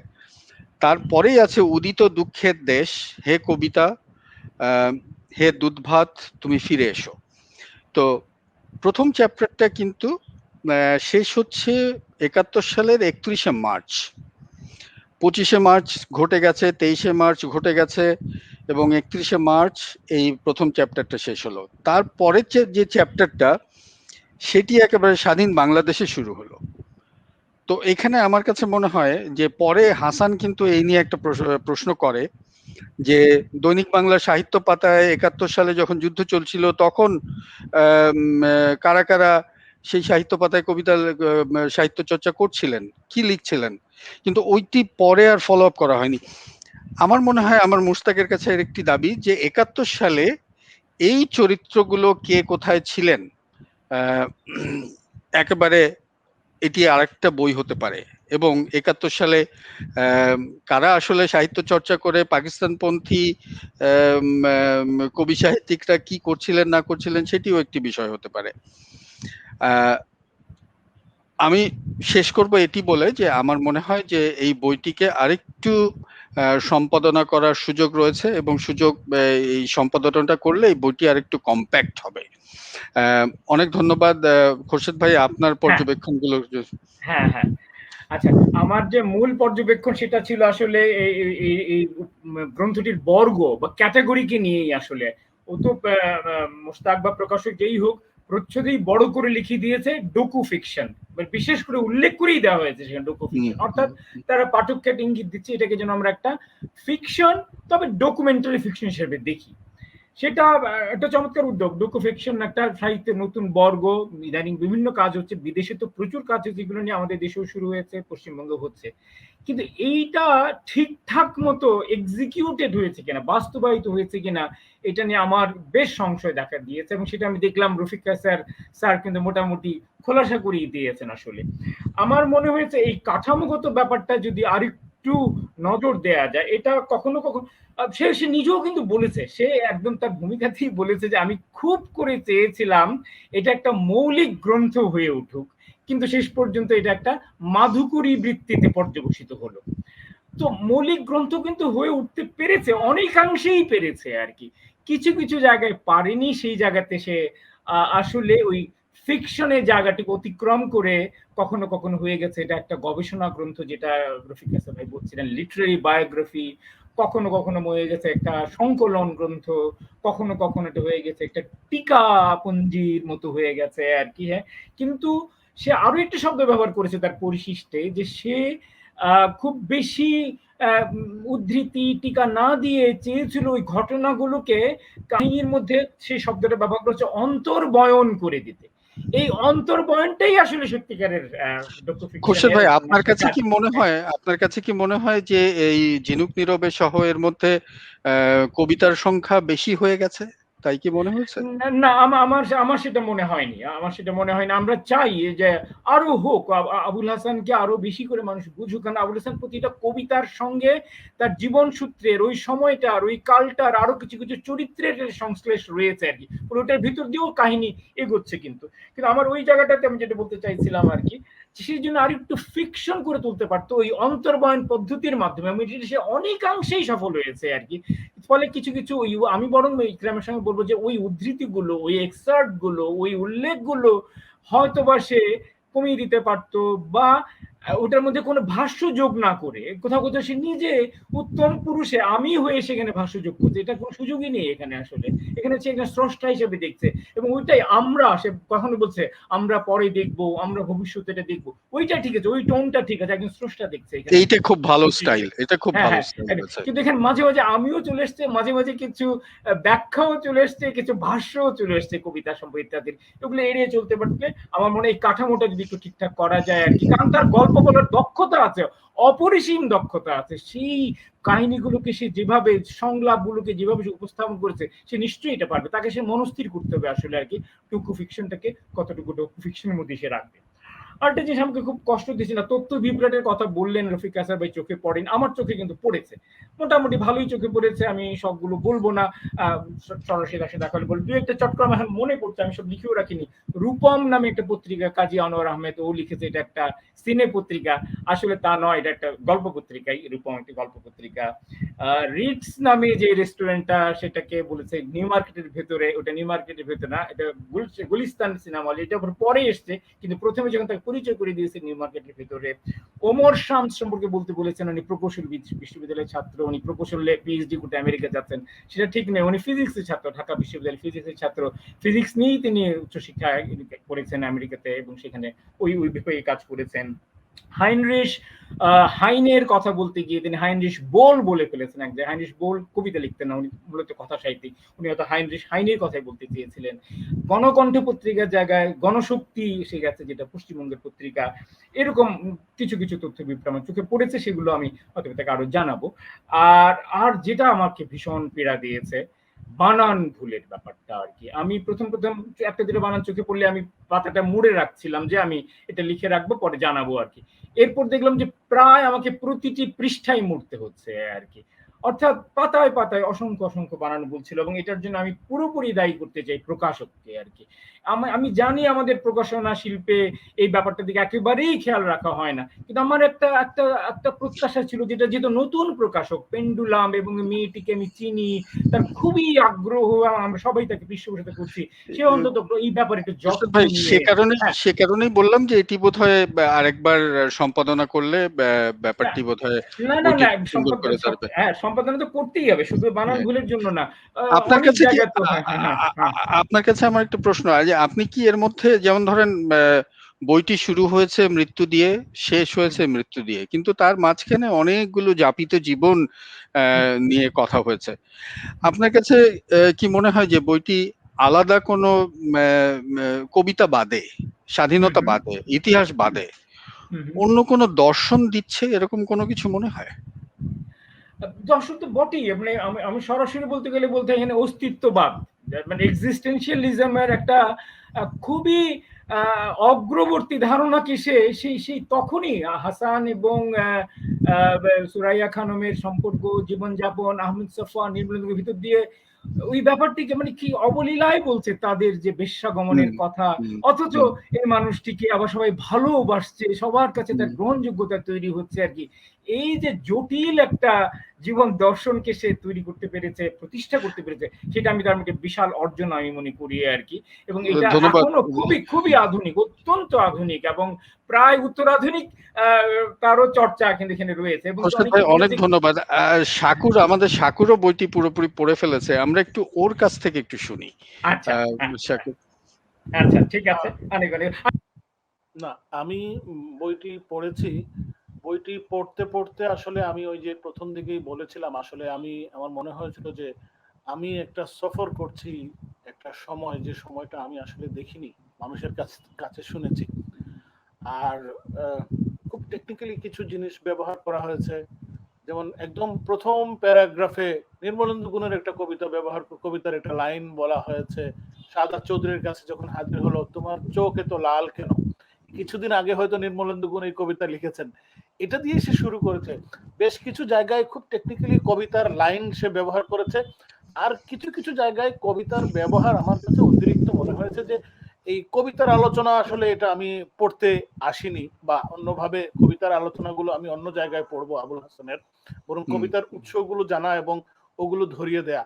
তো আমার কাছে কেন যেন মনে হয়েছে যে এই উপন্যাসটি অথবা ডকুফিকশন, সে যে নামেই ডাকুক এটাকে, এটা টিকে যাবে এবং এটা আমাদের কাছে দীর্ঘদিন থাকবে, এবং বাংলা সাহিত্যে যে সকল ভালো উপন্যাস লেখা হয়েছে সেই তালিকায় এটার স্থান হবে। এবং ভবিষ্যতের যে গবেষকরা আছে তাদের জন্য এটা অত্যন্ত একটা জরুরি পুস্তক হবে বলে আমি মনে করি। আর খোরশেদ ভাই, আমি বলছিলাম যে ভবিষ্যতে এই বইটি একটি আমাদের কবিতা বলি আর সাহিত্য বলির এর গবেষণার কাজে প্রচুর অনেক উপকারী একটা বই হবে। আপনার কি মনে হয়? আপনি মিউট হয়ে আছেন বোধহয়।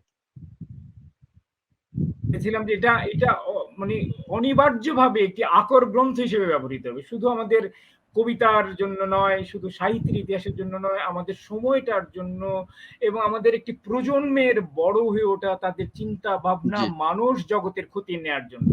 তো সেটা অবশ্যই সেটা, কিন্তু আমি এখানে একটা প্রস্তাব দিতে চাইছিলাম ওই প্রসঙ্গে, সম্পাদনার প্রসঙ্গে, যে আমি বইটা যদি খুব খুঁটিয়ে খুঁটিয়ে পড়েছি এবং প্রতিটা জিনিস আমার লেখা আছে, দাগানো আছে আর কি। আমার প্রকাশক যদি আগ্রহী হন, আমি স্বেচ্ছায় এই বইয়ের পরবর্তী সংস্করণ, আমি জানি বইয়ের একাধিক সংস্করণ হবে, আমি স্বেচ্ছায় এই বইটির সম্পাদনার কাজটুকু আমি করে দিতে চাই। এর মাধ্যমে আবুল হাসানের প্রতি, মুশতাকের প্রতি, বাংলা সাহিত্যের প্রতি আমি আমার যেটুকু ঋণ আছে সেটুকু ঋণ আমি শোধ করে যেতে চাই আর কি। এইটুকু আমার পক্ষ থেকে বলা। আচ্ছা, এই বইটা সম্পর্কে আমার আরেকটু সামান্য কথা। এই বইটি পড়তে পড়তে আমার দুটো বড় উপন্যাসের কথা মনে পড়েছে আর কি। একটি সুনীল গঙ্গোপাধ্যায়ের লেখা, আর একটি হুমায়ুন আহমেদের এই যে ৭১-এর মাতাল হাওয়া। মাতাল হাওয়ার পটভূমি আর পূর্ব পশ্চিম এগুলো যেভাবে এসছে, এটা কিন্তু সেভাবে একেবারেই হয়নি, কিন্তু লেখক সচেতন ভাবেই হয়তো চেয়েছে সেরকম কিছু না লিখতে। তো যেহেতু আমাদের এ ধরনের উপন্যাস, ঐতিহাসিক প্রেক্ষাপটে লেখা উপন্যাসগুলো আগে আমরা ওইভাবে পড়েছি, এটা আসলে সেই ধারার নয়, এটা হয়তো একজন কমলা লেবুর ধারার, কিংবা নবেরাকে নিয়ে লেখা যে ধারা আছে সেই ধারার। আমাদের এই আজকের আলোচনায় আরো দুজন খুব গুরুত্বপূর্ণ বক্তা ছিলেন। একজন ছিলেন সাজ্জাদ শরীফ, যিনি এই মুশতাকের এই অনেক তথ্য সরবরাহ করেছিলেন এবং ঘনিষ্ঠভাবে জড়িত ছিলেন। দুঃখজনকভাবে তিনিও অসুস্থ হয়ে একটু উচ্চ তাপমাত্রা শরীরে নিয়ে হাসপাতালে আছেন, যে কারণে তিনি উপস্থিত থাকতে পারেননি। আর শাহাদুজ্জামান ভাইও অন্য একটা ব্যক্তিগত কাজে খুব আগে থেকেই তিনি অকুপাইড। আজকে তার একই সময়ে আরেকটা মিটিং আছে লন্ডনে, যে কারণে তিনি উপস্থিত থাকতে পারছেন না। তাও আমাকে বলেছিলেন যে যদি সময় করতে পারেন তাহলে তিনি একটু সময়ের জন্য হলেও হয়তো উকি দিয়ে যাবেন। কিন্তু আমার মনে হয় আমরা অনুষ্ঠানের শেষ প্রান্তে এসে গেছি, তিনি আসতে পারেননি। কিন্তু তার আগে তিনি কিন্তু এই বইটি প্রকাশনা উপলক্ষে একটা ভিডিও বার্তা আমাকে দিয়েছিলেন, আমি সেটি আপনাদেরকে এখন প্রদর্শন করছি। মোস্তাক বিষয়ে কিছু বলতে গেলে মোস্তাকের সাথে আমার যে একটা বেশ কতগুলো কাকতালীয় যোগাযোগ আছে সেই বিষয়ে বলতে হয়। মোস্তাক এবং আমি একই ক্যাডেট কলেজে পড়েছি, মির্জাপুর ক্যাডেট কলেজে। আমি যখন বেরিয়ে যাচ্ছি মোস্তাক তখন ক্যাডেট কলেজে ঢুকেছে। তারপরে মোস্তাক এবং আমি একই মেডিকেল কলেজে পড়েছি, চিটাগাং মেডিকেল কলেজে। সেখানেও আমি যখন ইন্টার্নি শেষ করছি সম্ভবত সেই সময় মোস্তাক সেখানে ঢুকেছে। এবং মেডিকেল কলেজ থেকে বের হওয়ার পরে আমি পাবলিক হেলথে কাজ করব বলে ব্র্যাকের হেলথ প্রোগ্রামে জয়েন করি। এবং আমি বেশ অবাক হয়ে লক্ষ্য করি যে মোস্তাকও বেশ কয়েক বছর পরে পাশ করার পরে সে সেই একই ব্র্যাকের হেলথ প্রোগ্রামে যোগ দেয় এবং সেখানে আবার তার সঙ্গে আমার দেখা হয়। এবং তারপরে ব্র্যাক ইউনিভার্সিটির আন্ডারে আমি যখন স্কুল অফ পাবলিক হেলথের দায়িত্ব নিলাম, মোস্তাক সেখানে ভর্তি হলো এবং মোস্তাক তখন আমার ছাত্র হয়ে গেল। পরে একদিন আমাকে হঠাৎ একদিন বললো, এবং আমার লেখাপত্র নিয়ে সবসময় তার যোগাযোগ ছিল, এবং সে বলল যে আমি যে জীবনানন্দ দাশের জীবনের উপর ভিত্তি করে একটা উপন্যাস লিখেছি একজন কমলা লেবু, সেটা দিয়ে সে খুব ইন্সপায়ার্ড হয়েছে এবং এরকম একটা উপন্যাসে লিখতে চায় আবুল হাসানকে নিয়ে। সে বেশ দ্বিধান্বিত ছিল, কিন্তু আমি খুবই খুশি হয়েছি, আমি খুবই অনুপ্রেরণা দিয়েছি তাকে, কারণ আবুল হাসান আমার অত্যন্ত প্রিয় একজন কবি এবং আবুল হাসানের একটা পূর্ণাঙ্গ জীবন জানবার কৌতূহল আমারও খুব আছে। এবং তারপর আমি দেখেছি যে মোস্তাক আবুল হাসান বিষয়ে নানা রকম তথ্য উপাত্ত, দুর্লভ অনেক তথ্য জোগাড় করেছে বিভিন্ন সূত্র থেকে, এবং আমিও চেষ্টা করেছি আমার সাধ্যমতো এই ক্ষেত্রে তাকে সাহায্য করতে। আমার মনে আছে আমার বন্ধু ওয়াকিল, যে পেইন্টার, বার্লিনে দীর্ঘদিন থেকেছে এবং তার কাছে আবুল হাসানের বার্লিন জীবনের বেশ কিছু অজানা তথ্য ছিল। আমি ওয়াকিলের সাথে মোস্তাককে যোগাযোগ করিয়ে দেই এবং মোস্তাক ওয়াকিলের কাছ থেকে বেশ কিছু ইন্টারেস্টিং তথ্য পেয়েছে বলে আমাকে জানায়। এই মুহূর্তে মোস্তাক অসুস্থ আছে, জটিল একটা রোগের ভুগছে সে, কিন্তু আমার বিশ্বাস যে সবার ভালোবাসায় সে দ্রুত সুস্থ হয়ে উঠবে।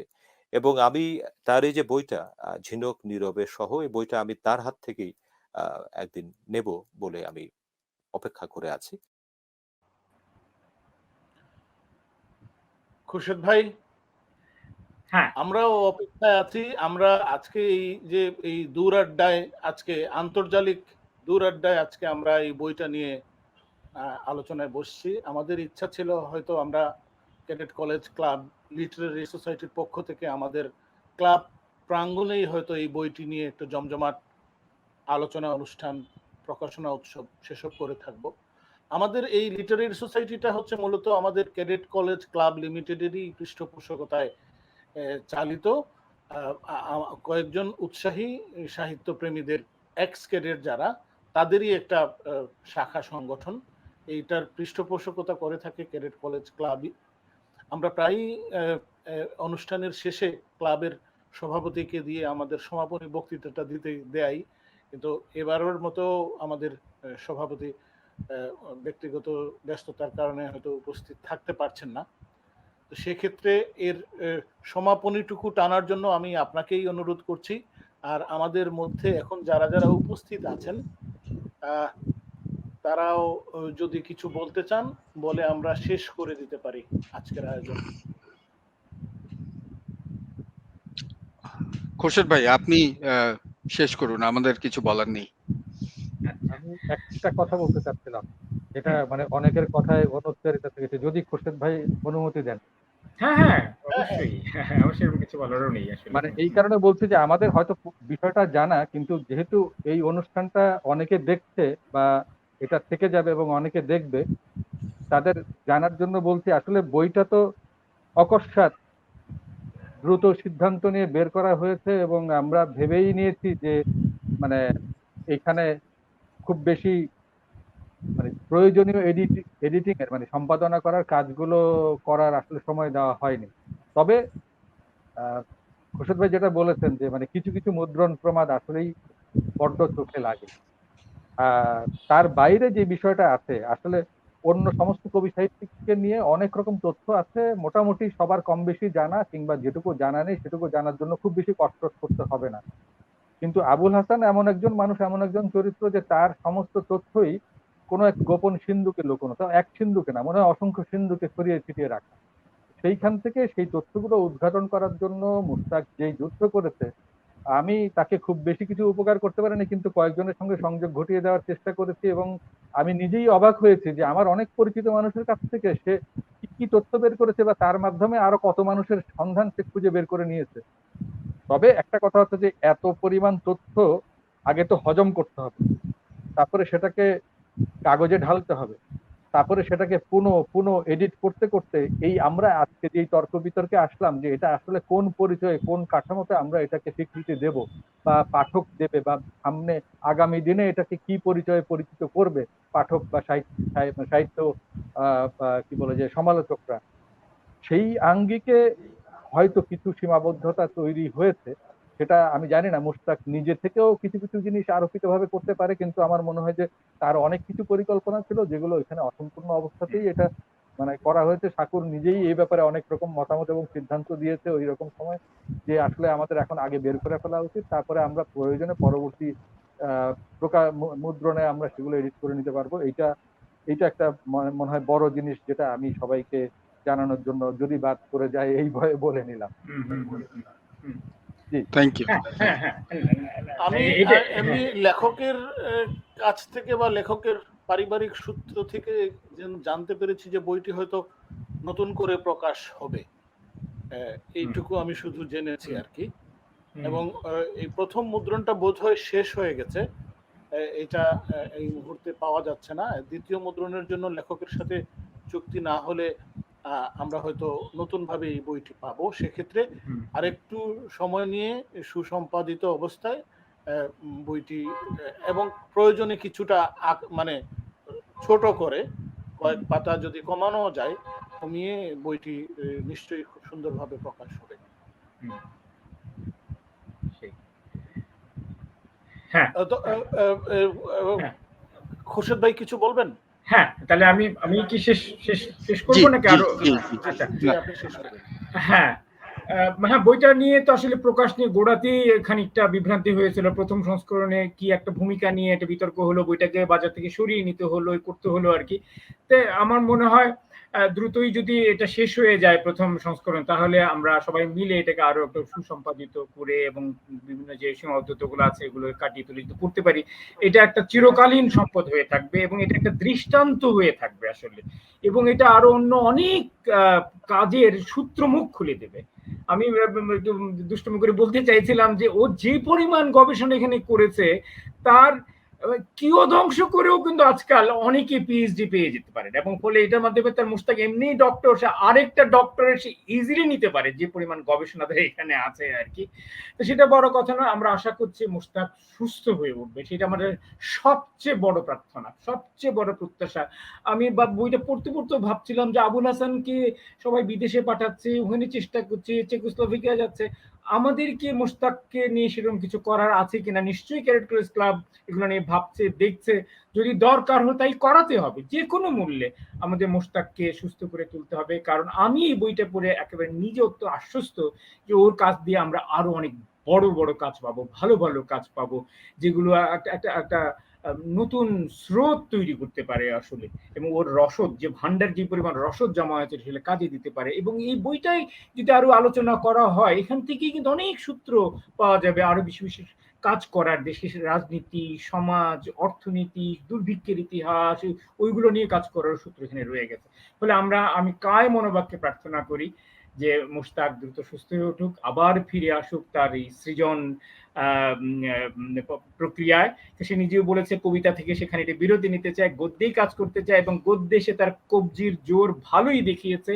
তার কল্পনা দক্ষতা এবং গল্প বলার যে একটা নৈপুণ্য পুরোপুরি প্রতিষ্ঠা করতে পেরেছে।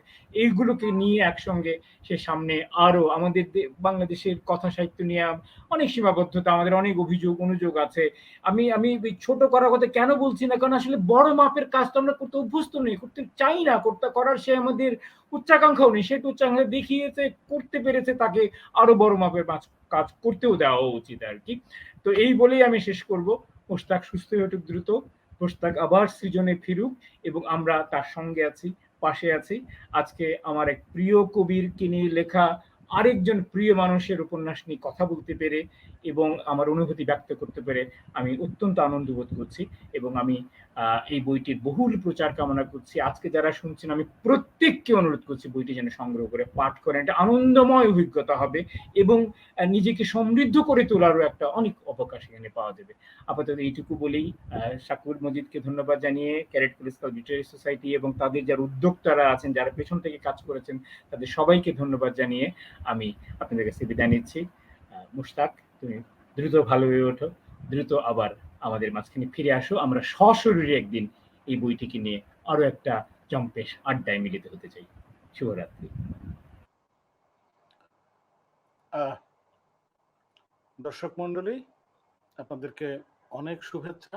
অনেকক্ষণ আপনি আমাদের সাথে ছিলেন। আমার ধারণা মুশতাকও হয়তো কোনো না কোনো ভাবে আজকে আমাদের এই অনুষ্ঠানটি দেখছে। আমরা শাহাদুজ্জামান ভাই এবং আলম খুরশেদ ভাই এই দুজনের সাথে এক স্বরে বলতে চাই যে আমরা কায়মন বাক্যে আশা করি মুশতাক খুব দ্রুতই সুস্থ হয়ে উঠবে এবং তাকে নিয়ে আমরা এই বই নিয়ে নতুন করে উল্লাস করব এবং মুশতাকের কাছ থেকে আমরা আরো কিছু জিনিস পাবো। মুশতাকের সেই সম্ভাবনাটুকু আছে। মুশতাককে আমাদের সর্বোচ্চ চেষ্টায় সুস্থ করে তুলতে হবে।